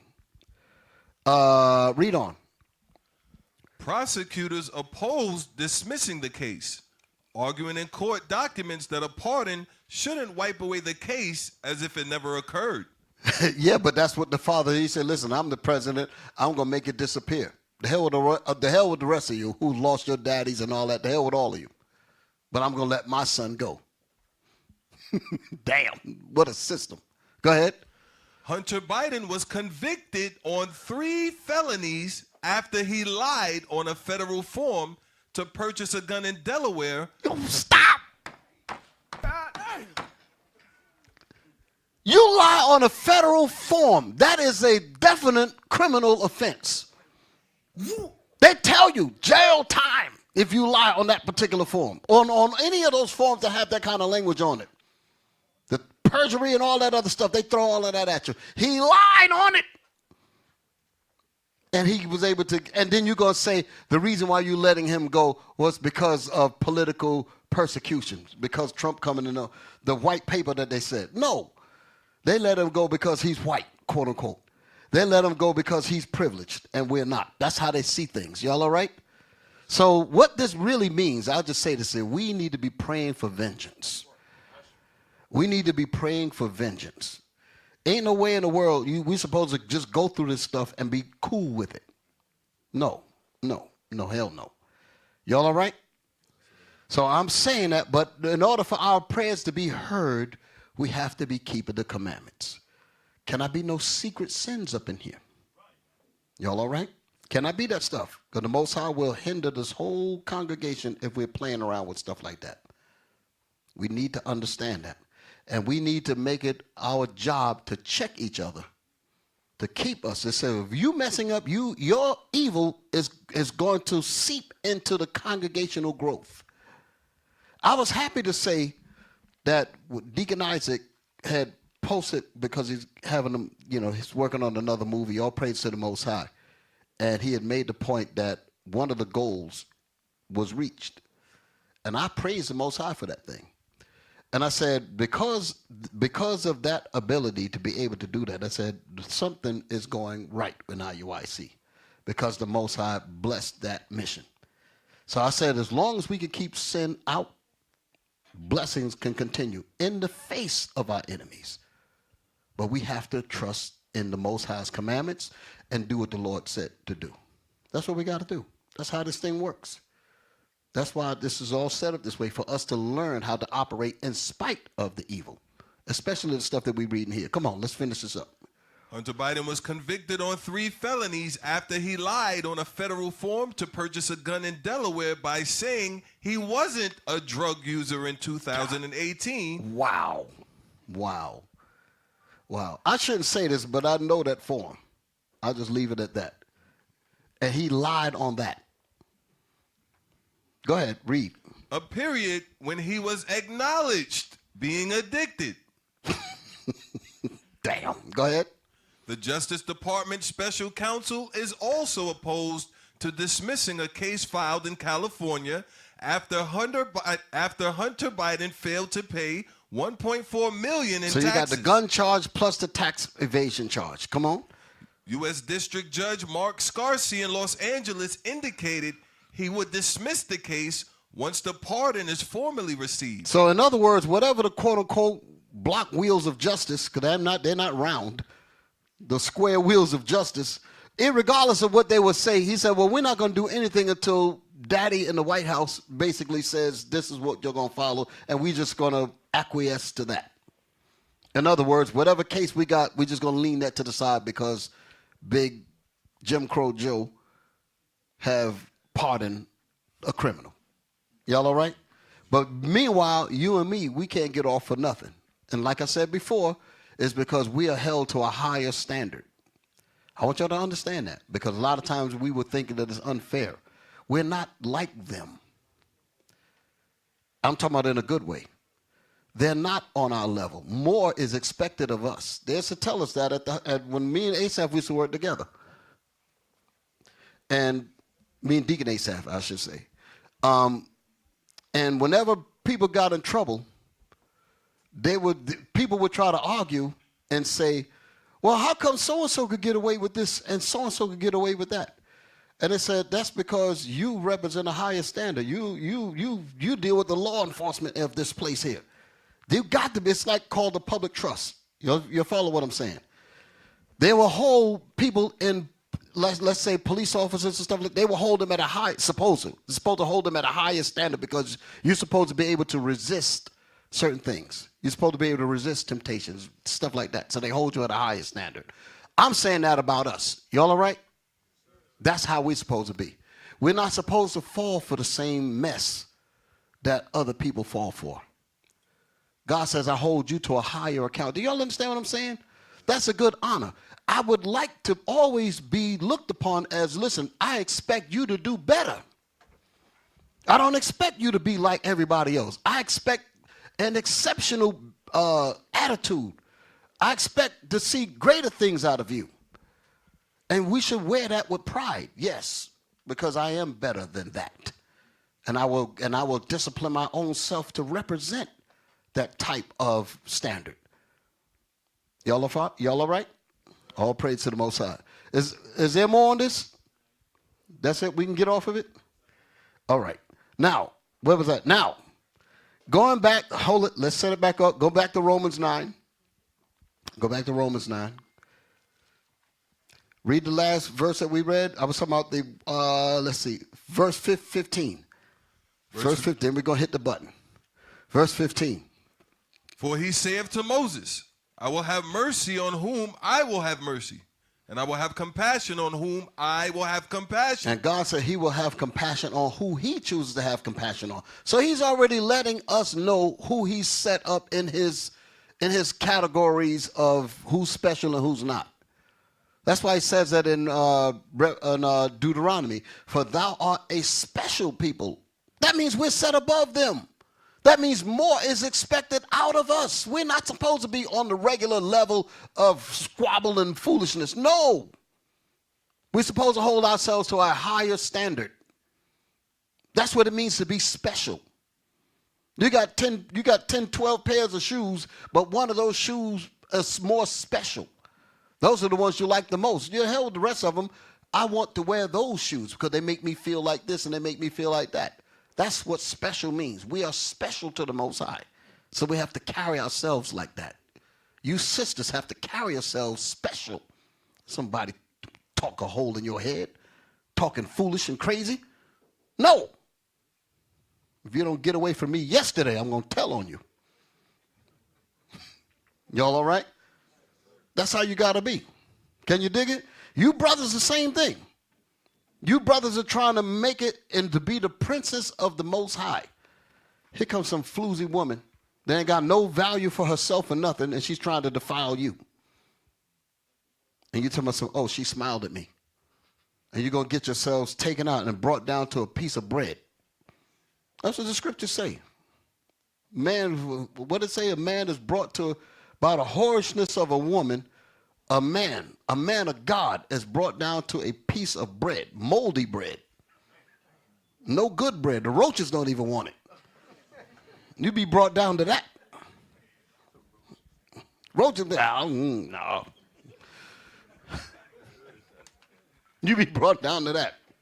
Ask some of these brothers that ain't with us no more. Where they at? So I'm going to leave that alone. Y'all all right? Read. Verse 16. So then, it is not of him that willeth. So it is not of him that willeth. This is the part here. It is not of him that willeth. You can't will to be the people of the Most High. So people clearly don't understand John 3:16. That cuts that right there. It is not of him that willeth. Go ahead. Nor of him that runneth. Nor of him that runneth. Listen. But of God. But of who? God. But of who? Of God. But of God. That showeth mercy. The Lord says, I'm only having mercy on Israel. So that's what that means. Y'all all right? So if that's the case, where does that leave my boys here? Is that was the end of that verse, right? Yes, sir. Now, let's show the video. Before you hit the button, just show it. Right there, right where you got it. Hey, here we go. Damien. He said, well, hell, God don't want me. I'm the child of the devil. Remember in the movie, even though it's a falsehood, this boy got 3 6s in the back of his head. Y'all all right? The 666. They didn't even understand that. But anyway, y'all understand how that go, right? In other words, he is literally the son of Satan. That's what they're saying in the movie. All of them the son of Satan. But he said that I'm the son of Satan and I must embrace my power. I am of the devil. That's what he's saying. I better, you notice how I said that, right? You know they're going to do the trim. They're going to cut that. They're going to clip that. See that? He is the devil. Because I said, I'm quoting him, but they said, no, I said it. But Damien said, listen, I am of Satan. I said it again. I'm giving them 2 chances. I'm giving them 2 chances to get the edit right. But he said, come join me. He said, you need to embrace this because you're not going to make it out there. You and I are brothers. We're family. And I'm telling you, I'm rolling with the power. We ain't got all day. We ain't got to eternity. We better enjoy this thing now because they know they have a time limit. Y'all all right? Give me Job 14:4 while we talking about this here. Job 14:4. He knows that they know that they have a time limit. And they must do their demonology now. Y'all understand that? They got to push these things. They said, because if we don't and them Israelites rise, we ain't never going to get this stuff off. So we got to keep them in wickedness so that we can continue to live out our demons. You got me? Job chapter 14, verse 4. Let's read. Job chapter 14 and verse 4. Who can bring a clean thing out of an unclean? Who can make a Christian? Who can make a Jew? Who can make an Israelite out of a non-Israelite? It ain't happening. You always been the Israelites. You just didn't know it. But in terms of the people that are not Israel, they are not going to get it. It ain't for them. Read that again. Who can bring a clean thing out of an unclean? Come on. Not one. Nobody can do that because the Most High is the supreme power. We're going to get more into these scriptures in a little bit with time running. Read on. Seeing his days are determined. Seeing that his days are determined by God. Determined meaning that it has a time limit. Determination. Seeing that his days are determined. Read. The number of his months are with thee. The number of this man's months of rulership is with God. Go ahead. Thou hast appointed his bounds. God has appointed Esau's bounds. All the rest of the nations too, but I'm talking about Esau now because he's included in this. God has determined Esau's boundaries, his rulership. Go ahead. That he cannot pass. That he cannot pass. When you read the book of Daniel chapter 7, you literally read about 4 empires that God determined which one was going to rule, and when they were going to fall, another one was going to rule, and another one was going to fall. He determined that, and they could not go past that thing 1 second. When it was time for the Babylonians to go down, the Persians took them down. There was nothing they can do. When it was time for Persian media to go down, the Most High sent the Greeks. Then he had the Romans to come behind them, which came out of the Greeks but overthrew them. And they basically ruled together. The Most High set all that up. The Most High got the empires and the nations named into the Bible, especially when you talk about the 7 heads. Like when you read the 17th chapter of Revelation. And it said there are 7 kings, 5 are fallen, and 1 is, and the other is not yet come. That other that not yet came was Britain. And it said, and when he cometh, he must continue a small space, meaning that America was going to be broken off from that 7th head and create the 8th head. Once that 8th head was created, then the Most High said, and the 8th head shall go into perdition, which means destruction by fire. That's exactly where we are now. You think these people, you think they could get out of that? It's already written that that's what's going to go down. No getting out of it. Okay? As it is written, it shall be done. So they're not getting out of that thing. God has appointed his boundaries that he cannot pass. So Esau understands that. Being that Esau understands that, he said, listen, while we're in our demons, Mark, come join me. We got to make this thing happen. Because if we don't do it now, we're finished. And you being dumb, you don't want to listen to me. So I got to kill you. Y'all all right? Was there more on that? Let's read that. Did you read it? That was it on verse 5. Okay. That was it, right? Okay, now hit the button. Here we go. Listen to me, Mark. Admit it. Listen You to me, killed Mark. Hold it. Back it up a little bit. But I like this stuff here. Hit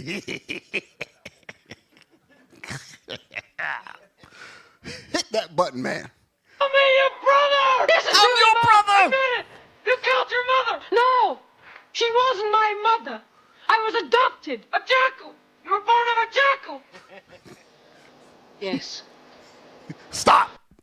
That's what he said. The hell with just playing like I'm regular. No, he said yes. I am of Satan. That's what he's saying. Back it up a little bit more. I'm sorry, brothers. Just, come on, get the scene again, man. I'm just let it ride. Y'all know, hey, stop. Y'all know it's hard for me to just let things ride, right? Because I be enjoying these things. Because these are good lessons. But y'all need to see that thing. Hit it. Hit the button, man. Mean more to me than the beast has no brother. Don't call me your brother. Listen to me, Mark. Admit it. You killed your mother. No, she wasn't my mother. I was adopted. A jackal. You were born of a jackal. Yes. Stop. Yes. Right now, I'm going to embrace Satan. That's what he's saying. I hope y'all understood what he said. Yes. In other words, Satan said, listen, man, stop this denying me. Let his simple behind know, and let everybody know that I'm the power in you. If you trust in me, I'm going to give you the whole world. That sound familiar, right? That's what we need to be doing with the Most High. That's the point. Go ahead. Born in the image of the greatest power in the world. Back that up. Hold it. Hold it. Get it one more time. I'm sorry, brothers. Listen to what he's saying. Listen. Go ahead. Yes. Born in the image of the greatest power in the world. The desolate one. Desolate because his greatness was taken from him and he was cast down. But he has risen, Mark. In me. Come with me, Mark. Come with me. Stop. That's what's happening with some of you sisters. You'll get caught up. Esau told me, come with me. Here you go. Go ahead. He said, what? Back it up a little bit. Let that statement ride. Go ahead. Come with me, Mark. I can take you with me. No. Don't make me beg you, Mark. No, Damien.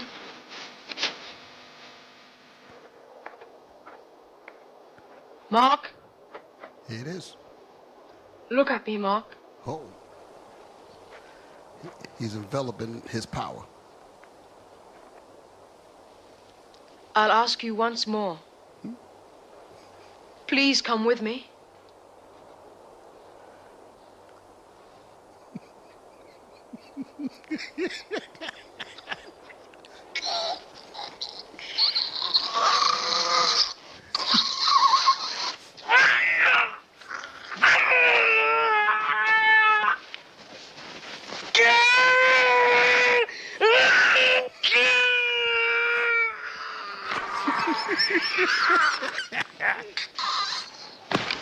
Stop.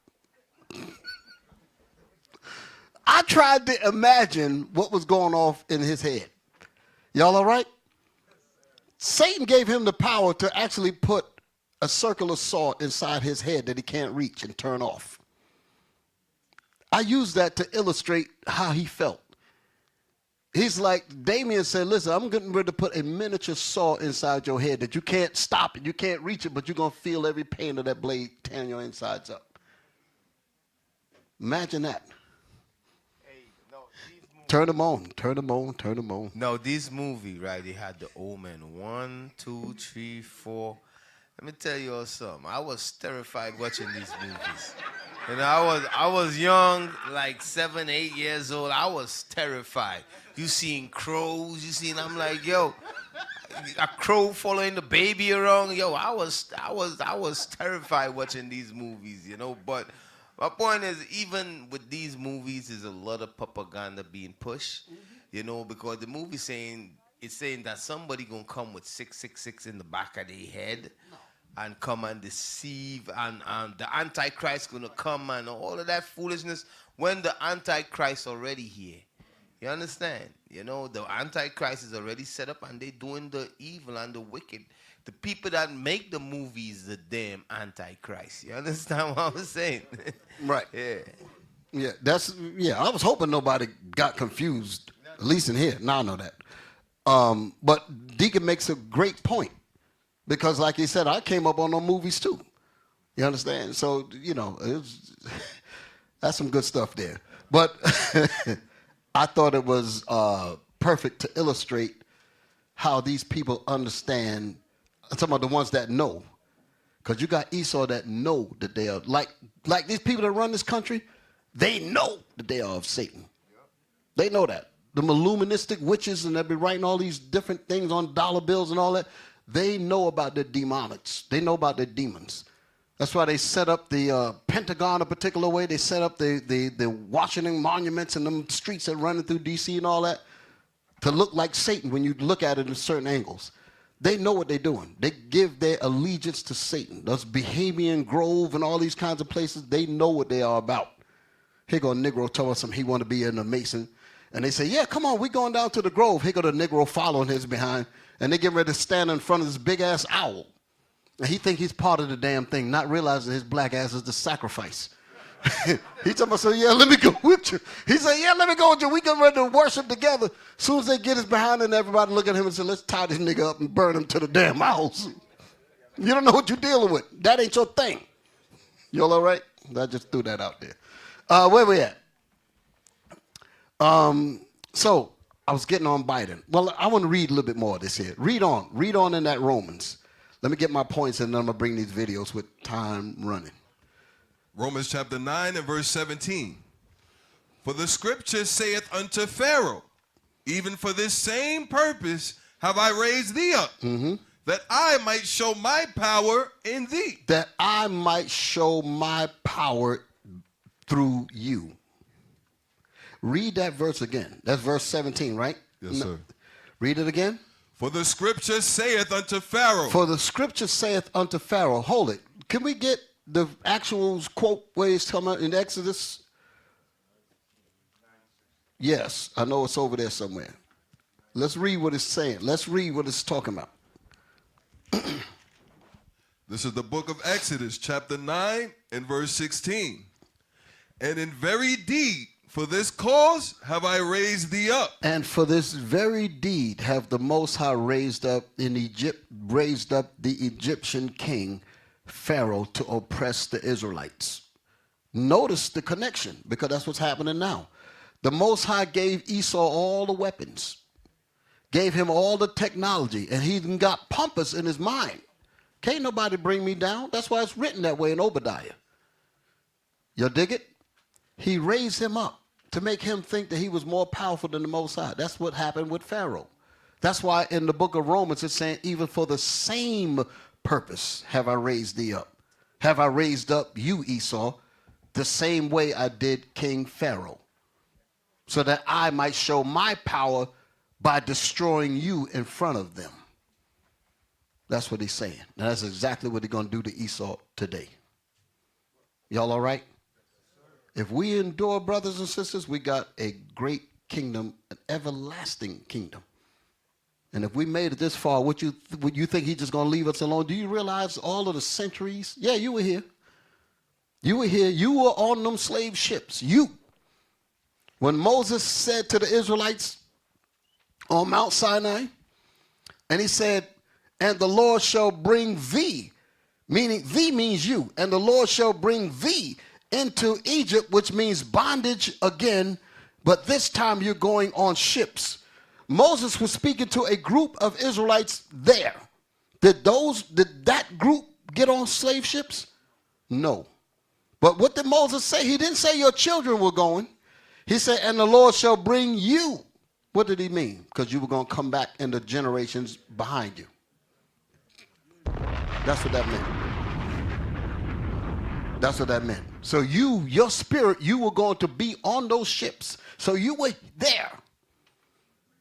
Coming off the psychiatric hospital. Show this picture here, because that's what this is. This right here is a psych unit. This is a psych ward.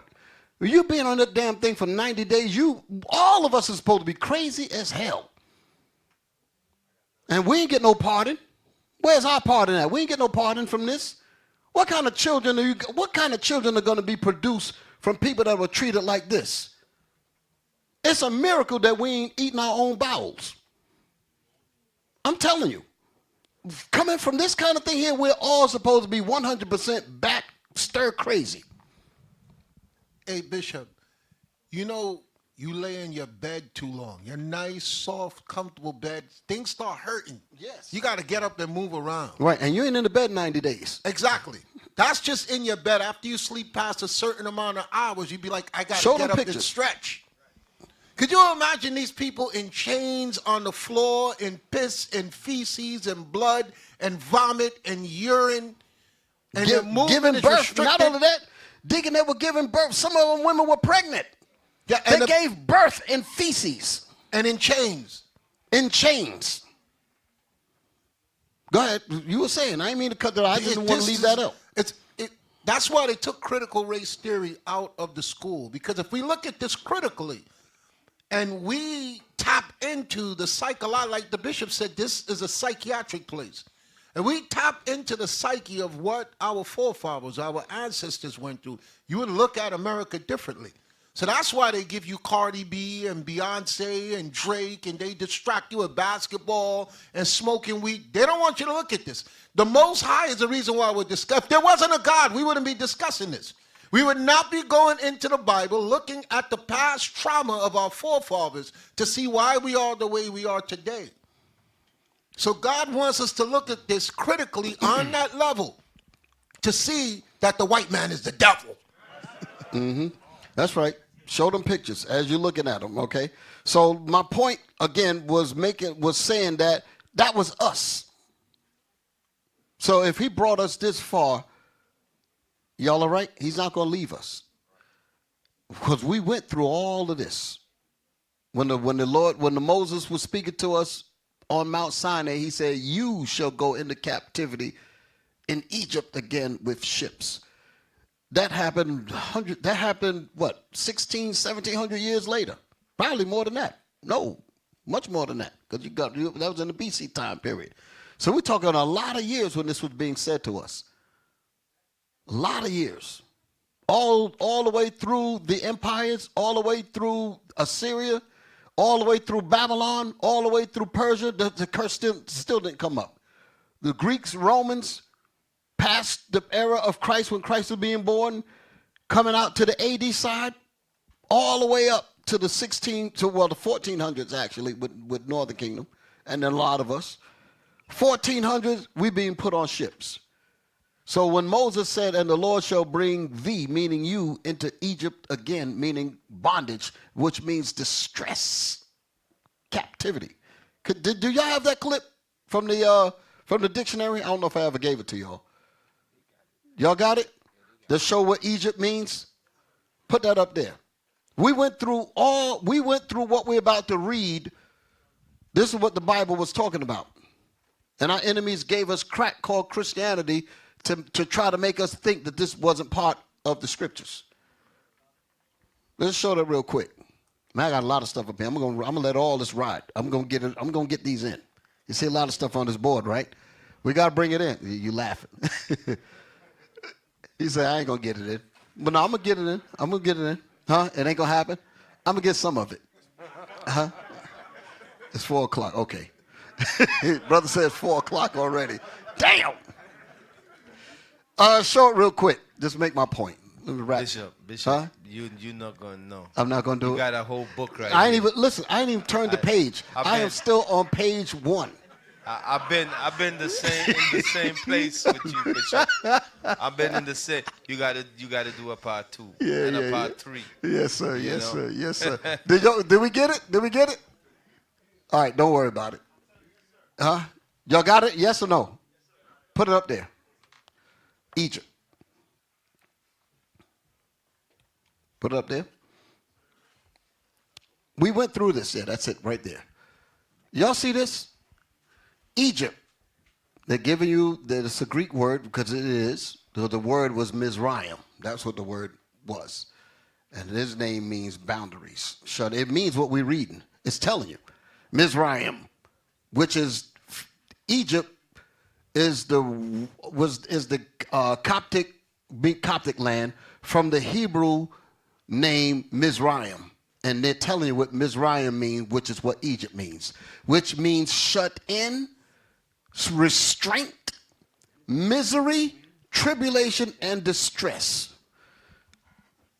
So when Moses said, and the Lord shall bring thee, meaning you, into Egypt again, this is what he was talking about. And he said, you were going to experience this on ships. So who was he talking to? You and me. So we survived the ships, came off the slave ships with all kinds of psychiatric, traumatic issues and everything else. Ain't nobody thought about pardoning us. And every chance they get, they call us all kinds of criminals, all kinds of thugs, and all kinds of this and that. Y'all all right? Now trying to say it wasn't so bad what we went through, and we should be happy we was brought here on them slave ships. Mm-hmm. So I'm going to jump. Let's read the rest of this, then I'm going to jump to my videos. Y'all all right? Okay. Read on, Solomon. For the scripture saith unto Pharaoh, even for this same purpose have I Even raised... for this what? This same purpose. Because who is he talking about in Romans? Esau and Jacob. Because he started and said, Esau have I hated. So this, he's saying, even for the same way that I did Pharaoh as I'm doing Esau. That's the vessel. Read. Even for this same purpose have I raised thee up. Come on. That I might show my power in thee. The way he showed his power by destroying Pharaoh is the same thing he's going to do to Esau. He gave him all the weapons, him going to the moon and all types of stuff. He wants you to see all his great power and all of that. So when the Lord destroys him like he did Pharaoh, he said that you will know that I am God, and besides me there is no other God. That's what he wants us to know. Y'all all right? Read on. And that my name might be declared throughout all the earth. Because that ain't what's happening now. Everybody's talking about how powerful Esau is. The Lord said, no, I only set you up just for you to be destroyed by me, and everybody going to know that I am the power. Go ahead. Therefore hath he mercy on whom he will have mercy. So you can't get out of this. This is what Esau knows. He cannot get out of it. This is his fate. This is his snake skin. This is his fangs. This is his snake, his natural born killer instinct. This is his thing. Go ahead.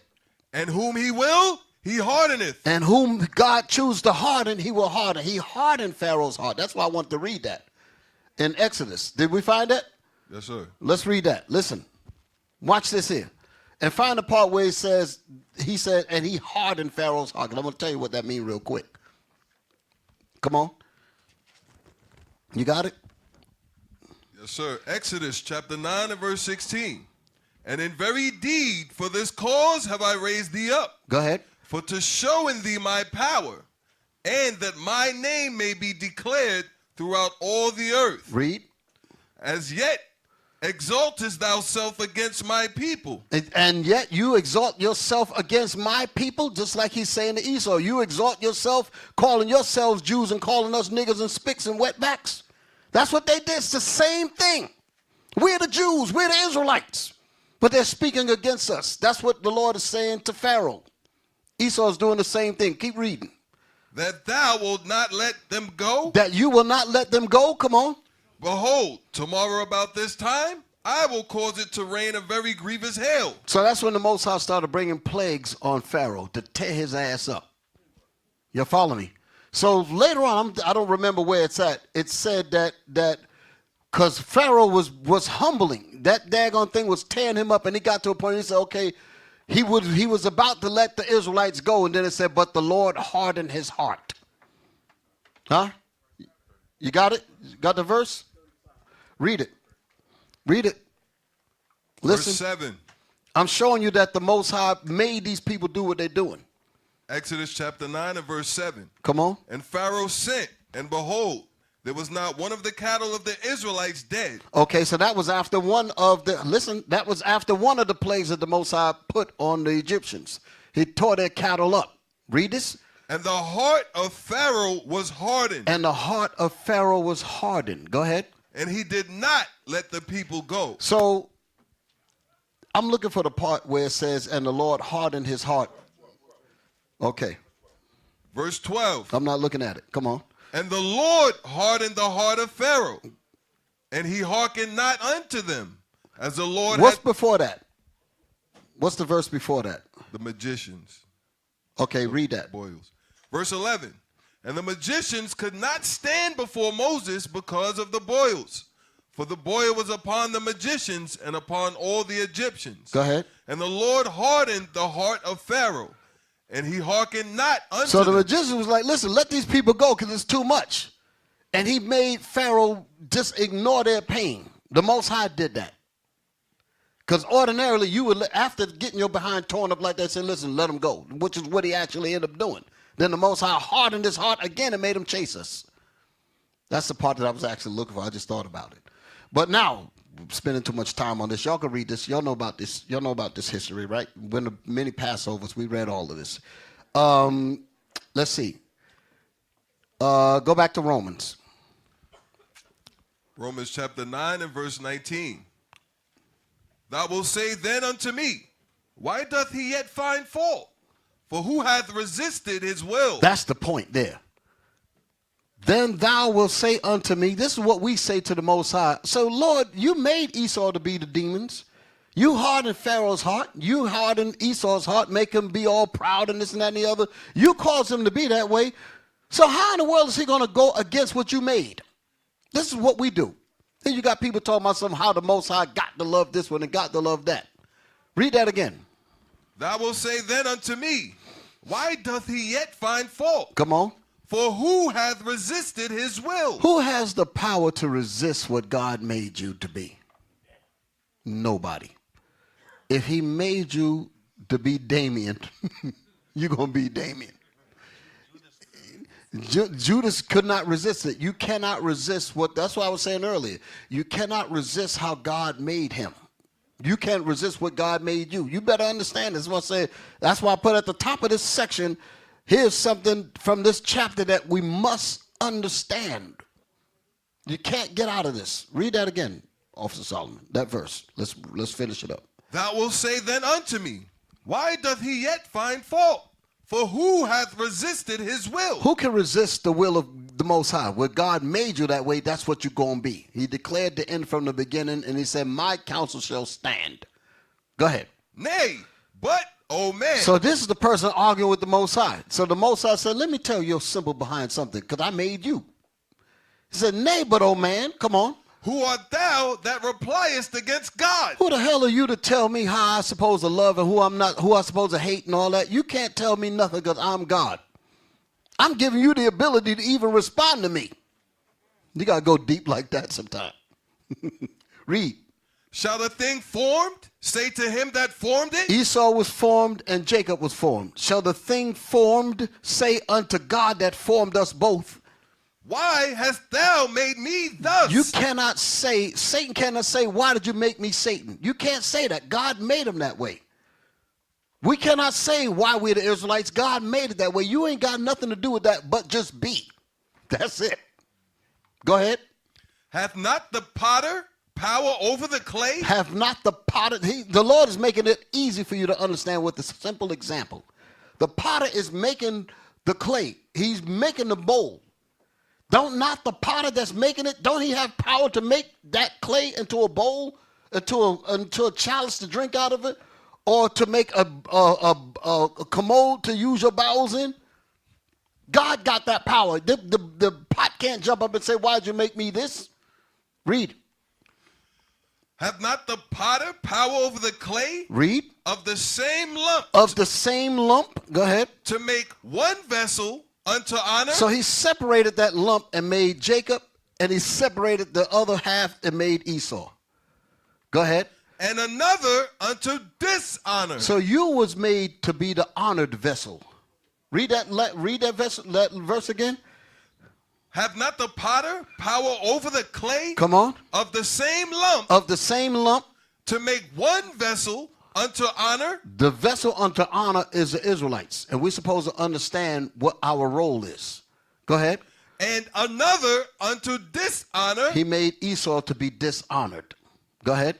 What if God, willing to show his wrath and to make his power known, endured with much long suffering the vessels of wrath fitted to destruction? If Esau, the vessels of wrath, was fitted to destruction, how in the world could he be fitted for anything else but destruction? Here you so-called Christians trying to put the white man in the church, give him a Bible and all, trying to make a saint out of him when he was made to be destroyed. That's how backwards things are. You Israelites trying to follow the ways of your enemies, you are way out of the lump that what God made. You better recognize that seriously, because if you don't come to the realization of who you are and keep these commandments like the Most High say, he's going to destroy you. That's the point. That's the part right there. Okay? So now, let's get my videos. Let me get my videos. Now, let me see. I gave it to you all in line, right? What's this thing here with this Google thing? What is that? Okay, but what is it? I can't see it. What is this one here? Okay. Okay, show that real quick. Now, y'all seen this. You know what? I'm going to skip this. Don't show that. Let's get right to the videos, because I got a lot. Go right to this one on the end with the green background. Right there. Yes, that's it. Listen up. Now, hold it. I'm going back to Joe Biden. I told you I ain't going to let him go. I'm about to get him now. Y'all all right? Our fathers have been taken off the street. They've been shunted into crime. I'm going to say it that way. But we all came over here on slave ships. Like I said before, ain't none of us supposed to be poor. We've been railroaded and lied and disadvantaged and everything else, and it basically left a big hole in our heads to the point of where we don't even know what to do, where we are, how to do whatever. And we're just left to the winds and rains of whatever America allows us to do. Y'all follow me? And we have not figured it out. And therefore, we've gotten in all kinds of trouble. Our fathers are gone. Our children are growing up without any kind of guidance, structure, or anything. And this is where it is. So go ahead. Hit the button. So this is Joe Biden's speech. Now remember what I pulled it. Now remember what I showed y'all earlier. He pardoned his own son. Y'all all right? But now we're going to go back. You know, it's amazing that I have to do this, because a lot of times we don't reflect just on a few years ago. A lot of this stuff might shock y'all. Some of y'all. Hit the button. I ain't going to talk no more. Let it go. I can't believe this here. This is his speech in 1993. They're talking about the crime bill. And politically, this was a time where everybody had to be tough on crime. I'm going to stand up and fight crime. That's what I'm going to do. Look at his language. Look at his position and his disposition. And then we'll come back and break this down, and I'll tell you why this is so telling and also disastrous. We must take back the streets. It doesn't matter whether or not the person that is accosting your son or daughter or my son or daughter, my wife, your husband, my mother, your parents, it doesn't matter whether or not they were deprived as a youth. Do y'all hear this? It doesn't matter if they came off the slave ships. It doesn't matter if we set up policies that got the fathers out of the homes. It doesn't matter if dope and all these things was put into your neighborhood. We don't care about any of that. Right now, we got to kill them. That's what he's saying. Back it up just a little bit and I'm going to let it play. Look, Jim Crow Joe. Go ahead. It doesn't matter whether or not they were deprived as a Turn youth. it up. It doesn't matter or not whether or not they had no background that enabled them to have become socialized into the fabric of society. It doesn't matter whether or not they're the victims of society. The end result is they're about to knock my mother on the head with a lead pipe, shoot my sister, beat up my wife, take on my sons. They're about to hold it. They're about to shoot my sister. What? If they shoot his sister with the gun that his son bought illegally and threw it in the garbage. And the same people that he's speaking about went and found the gun and went and did some crime with it. And he's basically saying persecute him, but don't persecute the person that put the gun in his hand, which is his own damn son. I'm going to pardon him, but I'm going to put yours in jail. That's the Damien that I was talking about. That's that damn vessel. This is what we're dealing with. Go ahead. So I don't want to ask what made them do this. They must be taken off the street. That's number one. There's a consensus on that. Unless we do something about that cadre of young people, tens of thousands of them, born out of wedlock, without Stop! parents. Stop! Why are they born out of wedlock? Because the husbands are destroyed. He don't give a shit about that. Go ahead. Without supervision, without any Back structure. it up again, because he's talking about our sons now that had no fathers. Tens of thousands of them, born out of wedlock, without parents, without supervision, without any structure, without any conscience developing, because they literally, I yield myself 3 more minutes, because they literally have not been socialized. They literally have not had an opportunity. We should focus on them now.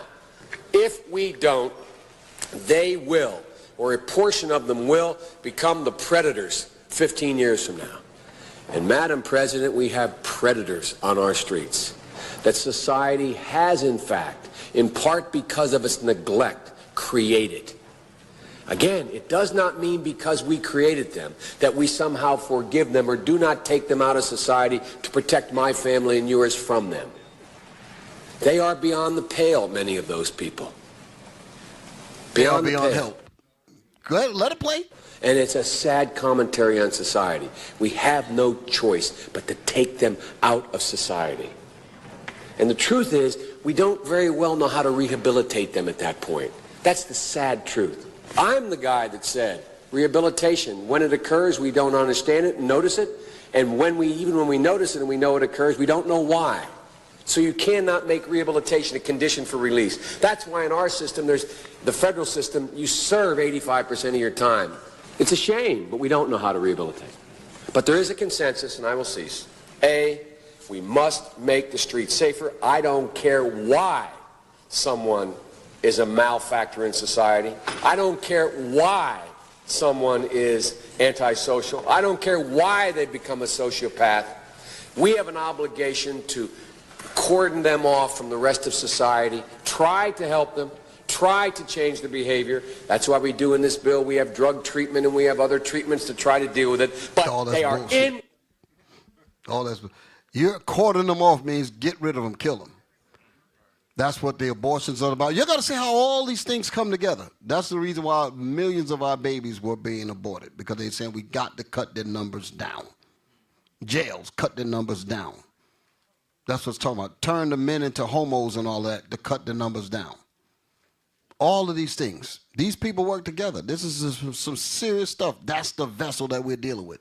The point that I want to bring out of this, with time running. How much time I got? Like 10 minutes?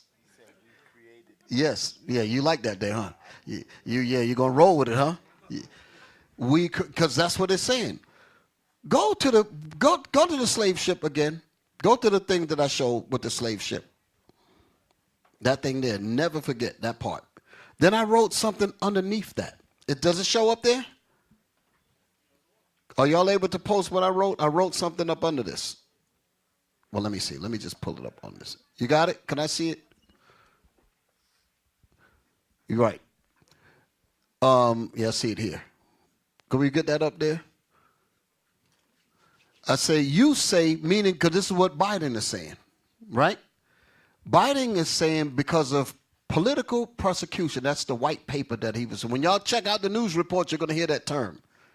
They said they used the white paper. The white paper was basically a discussion that was written down as to saying why they need to pardon Biden, because they were trying to say that he was being politically persecuted because he's the son of Joe Biden. And he said for that reason, these charges are unfair. That's what Jim Crow Joe said. And my point is, if you're going to use that argument to pardon an actual criminal, what about the many of these families? That's what I'm saying here. You say about political persecution to Hunter Biden? Well, what about the agonizing death and suffering and unjust persecution, not just prosecution in the courts, but of the descendants of these families that came on these slave ships? What happened to the children of these people? How come, where's the pardons at on them? You send them to jail. You said they have to be cornered off. You said all this evil about us. Why is that? Because these people are of Satan. That's the point. And they have no, you heard the way the man was talking. You heard the way he was talking. He said, no matter what the circumstances are, how they got there, we don't give a SH about that. We must get rid of them. That was said in the Senate. So what? So it's no thought. Give me Kamala Harris. Give me Kamala Harris. The next video. Let's see. I'm gonna skip that. Yeah. Give me Kamala. I know I'm skipping one. Yeah, I know. Give me that first one. That one. That one that's blown up. Give me that one first. That one there. Stop. Listen. Let me show you how the system works. Back and listen up. Listen up. Listen up. This is the reason why he chose her. Hit me. Listen. 22. She says she was 22. Back it up. I want all the words. Listen. Hit me.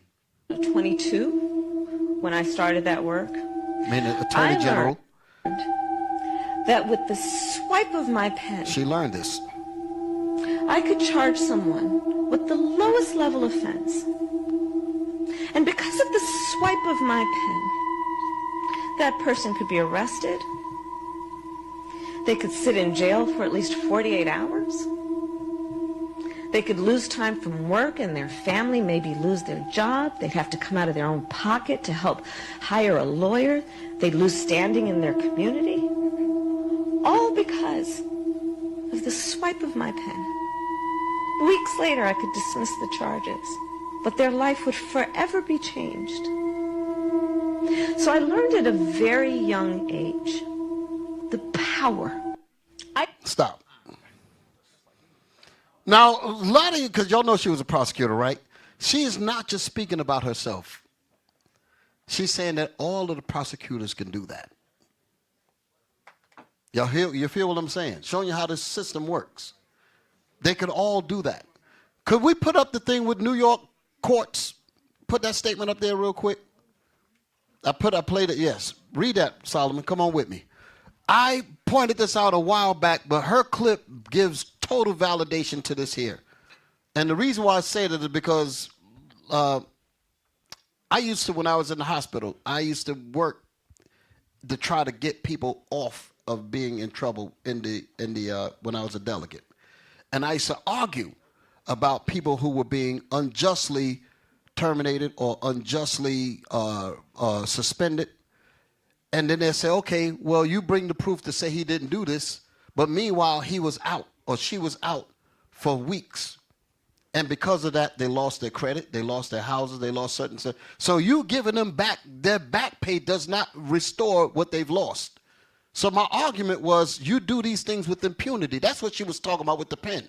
She said that I can, with a swipe of my pen, I could ruin your life. And then 2 weeks later, I could say, oh, never mind, I made a mistake.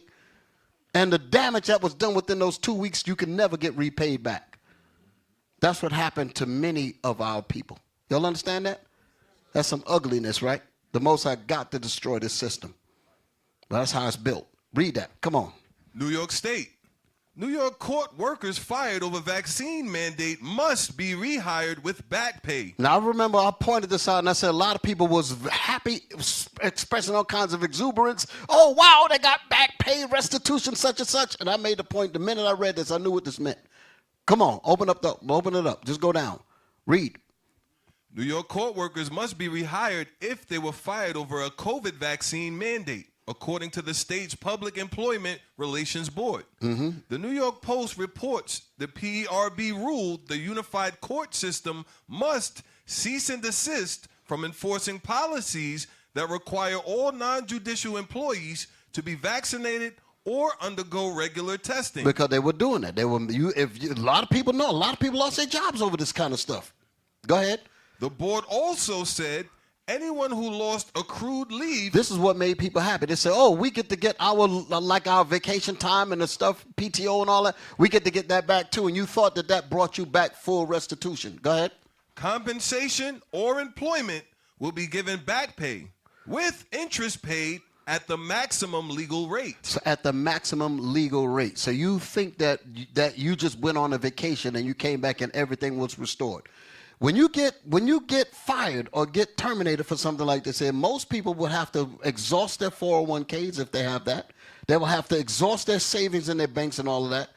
While before that even happened, they'll end up losing their credit. They end up losing the car loan, end up losing their mortgages. When they lose those things, for the job to simply give you your job back with some damn vacation pay, will not get that house back, will not restore your credit, will not restore any of the things that you lost. Y'all understand this? And they can do this with impunity. That's one of the things I used to argue about. I said, well, what's stopping you from just arbitrarily just doing this to people? Y'all understand that? That's some bad stuff, ain't it? But that's because that's the kind of demonology we live in. So our only choice is to trust in the Most High. Let's go back to the videos. I'm about to close it out. I'm going to end it with this here. Let me see what's my next video. Let's see. Let me see.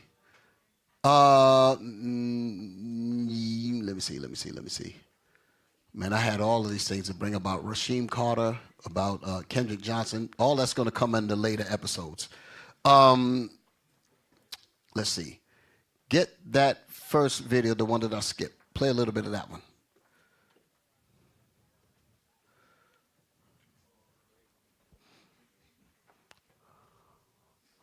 Yes, run it.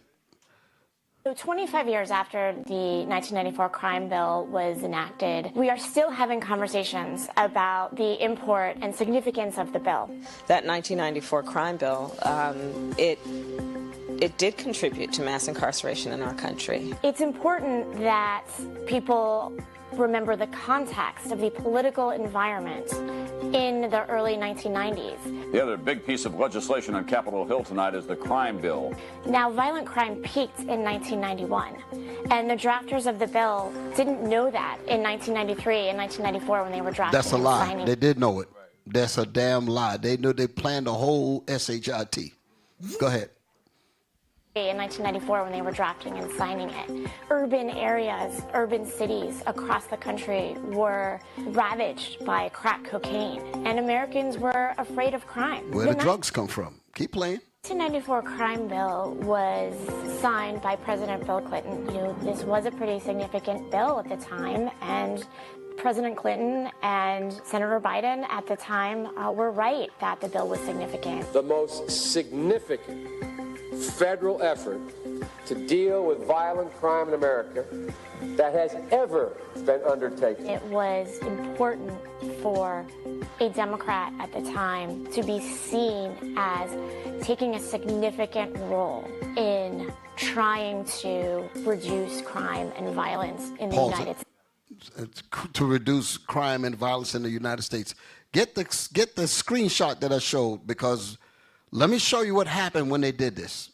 And that's the reason why you had the prison industry that was booming, all kind of stuff that was going on. All kind of stuff that was going on. They were sending out the corrections, the New York State Corrections Boards was sending out applications all over the place because they needed COs. Plenty of them. Okay? Look at this here. I'm going to end it with this here. Go to the time when that bill was signed. So what you're looking at in these beginning parts, zoom in. Hold on. Let me explain this here. Notice that it says U.S. prison population. Y'all all right? Then you look to the left of it. It's kind of faint. Can you zoom in? Can people see those numbers? I want people to see what those numbers are. These are the people that's in there. Right. 1 million, you see 500,000, just move up. 1 million, you see 1,500,000. You see 2 million, and then it goes up higher. So that's the graph of the prison population over the years. Now jump down, let's look at the years. Zoom in, right, that's it. You're doing good. Zoom in, zoom in, zoom in, zoom in, zoom in. So 1970, remember I talked about that in my earlier classes when I was teaching at 6 o'clock. And I was talking about when the absence of fathers and those kinds of things, it increased the chance of our men being locked up. And the drugs came in, the assassinations of our leaders, all of these things contributed to black men being destroyed. And then our children being brought up without the fathers ended up getting in all kinds of trouble. And that's when the prison population started to rise. Showing you that your man is needed. You sisters, you're damn thinking that your man is nothing but a paycheck. You're out of your goddamn mind. When your sons grow up without a father, you don't recognize what the hell you did. He's terribly needed. And it's a damn shame that someone has to actually say this. In 1970, look at the population moving. Come on, let's slide on over. It's rising up. Remember, now we're about at the 500,000 mark, right? Keep moving. 1980, 1985. Notice what's happening. Come on, 1990. Now you can pull back some. That's when the crime bill came in. Look how the curve just went up higher. Y'all see this? Zoom it out some more so they can see all of it. Look at the years when Jim Crow Joe, Clinton, and all of them was turning it up. They were also promising jobs for these people to work corrections. The hotel, basically all kinds of businesses, all kind of stuff happened. And that's how they was cornering off our sons. This is all a plot. At the same time, abortions and everything else. So brothers and sisters, we are at war because we do not understand that vessel. We do not understand the significance of understanding where we are, okay? So as you see on, just move on, just move. 1990, 95, look, it ain't going down at all. Look at that last one. What was that, 2000 what? 2010, look at it, damn thing went off the damn scale. You can't even see it, look at that. That's 2,500,000. So that's what we're dealing with. I'm going to end it there, brothers and sisters. I am going to continue this subject the next time I teach, because let me say it this way. I got remember the 4 segments that I did over the last few Sabbaths. And even on those, there were distillations of what the thing was. So I said that I was going to be dealing with that on the Bible, Book of Our Fathers. I'm going to include this as well. Y'all all right? So that's Fridays, 6 p.m., being broadcasted out of Gastonia, North Carolina. We will be doing the Bible, the Book of Our Fathers, and we will continue these points here. Y'all all right? So y'all want to bring out something? Yeah. The video you show with Sleepy Joe, right? Yeah. He said, we created them. Yes, sir. Yeah, you can't get over that thing, can you? No. You know, he said we created them. What does he mean by that? You know, we use that term that the black man was created in Yes. America, in Absolutely. a laboratory here in America. Yep. No, he created us. That's what he said. What do you mean by that? He created the way we think. That violent nature that you see we go on with, the drug selling and all of that, they understand they created that. Okay? They could stop the rap music and the sisters singing Sexy Red, and they could stop giving them record deal and all of that. But they want you sisters to think it's okay to be hoes. They want you brothers to think it's okay to be like Al Capone. Remember Scarface? Everybody got a picture of Scarface in their house. Glorify that movie, want to be a drug dealer. You understand? They make it popular. They made sin popular. So he know what he's saying when he said that they created them. We created them, but no, we got to take them off the streets. You know, so that's where the crime bill coming. You all know about the opium epidemic, that a bunch of white kids got hooked on opioids. They say it's a sickness, and what they do, they give them help. Did they throw all of them in jail? Did they start throwing white? No. You understand? So you all see the hypocrisy. You know, so that's the one point I wanted to bring up. I want Officer Solomon to read this. This is the last thing. I want him to read this. I just want y'all to hear the letter of pardon. Now, after we saw all of that, the letter of pardon that Joe Biden said that is the reason. That's the reason why when we read the other one, the guy got mad. He was saying, what are you talking about? Remember the thing, what was his name, Scally or whatever? The name that we were looking at in the argument. Scar, right. He was saying that, no, the charges are what they are. But this is what he was making reference to, this letter here. This is December 1st, 2024, basically yesterday. Statement from President Joe Biden briefing room, statement and release. It's not long. Read that. Come on with it. Today, I signed a pardon for my son Hunter. From the day I took office. Now remember, this is the same one. See, a lot of people done went to sleep already. This is the same man that was in the Senate saying we got to get rid of him. We don't care what it did. We don't care how they came that way. The hell with all of you. You mothers that ain't got no husbands. You kids that ain't got no fathers. We don't care about none of that. It doesn't matter. Get rid of them because they're dangerous. But look what he did here. Read it. Read it here. And you talking about your damn vote. That's why I say you people crazy as hell with this voting garbage. Read. From the day I took office, I said I would not interfere with the Justice Department's decision-making. And I kept my word, even as I have watched my son being selectively and unfairly prosecuted.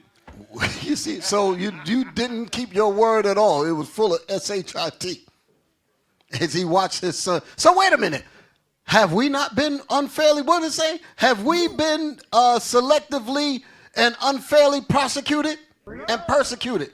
But it doesn't matter with them. Get rid of them. That's what Jim Crow Joe just said. Go ahead. Without aggravating Turn 'em up. factors like use in a crime, multiple purchases, or buying a weapon as a straw purchaser, people are almost never brought to trial on felony charges solely for how they filled out a gun form. So, in other words, he's supposed to let my son go. Because he's saying a lot of people get their things and they don't do the proper channels. But again, you're the president's son. You're held at a higher standard. You're supposed to be anyway. You're full of S-H-I-T. That's what I'm really saying. Y'all all right? Go ahead. Those who are late paying their taxes because of serious addictions but paid them back subsequently with interest and penalties. What serious addiction did he have? How in the hell does cocaine end up in the damn White House? Damn. Go ahead. Are typically given non-criminal resolutions. It is clear that Hunter was treated differently. What the hell? So black people ain't treated differently. Our sons that let's see, Khalif Browder, he wasn't treated differently? Go ahead. The charges in his cases came about only after several of my political opponents in Congress instigated them to attack me and oppose my election. Brothers and sisters, let me tell you something. This whole thing was a setup. Even the fact that it's even being said, they all, both Republicans and the Democrats, they all in the same game. Go ahead. Go ahead. Yeah, Bishop. Trump charges got dropped. He was a felon. Yeah, exactly. They jump on his charges too. Because it's all about keeping you blacks and Hispanics in slavery, which includes me. You feel me? That's what the whole thing is about. It's all a con game. Again, we're like in a country that don't understand the language. These people talking all kind of craziness, and we don't even see what they're saying. That's what I'm showing you. Read on. Then a carefully negotiated plea deal agreed to by the Department of Justice unraveled in the courtroom. Go ahead. With a number of my political opponents in Congress taking credit for bringing political pressure on the process. Had the plea deal held, it would have been a fair, reasonable resolution of Hunter's cases. Damn. Go ahead. No reasonable person who looks at the facts of Hunter's cases can reach any other conclusion than Hunter was singled out only because he is my son. The no reasonable persons is really talking about is people that are brainwashed, because ain't none of us believe in that BS at all.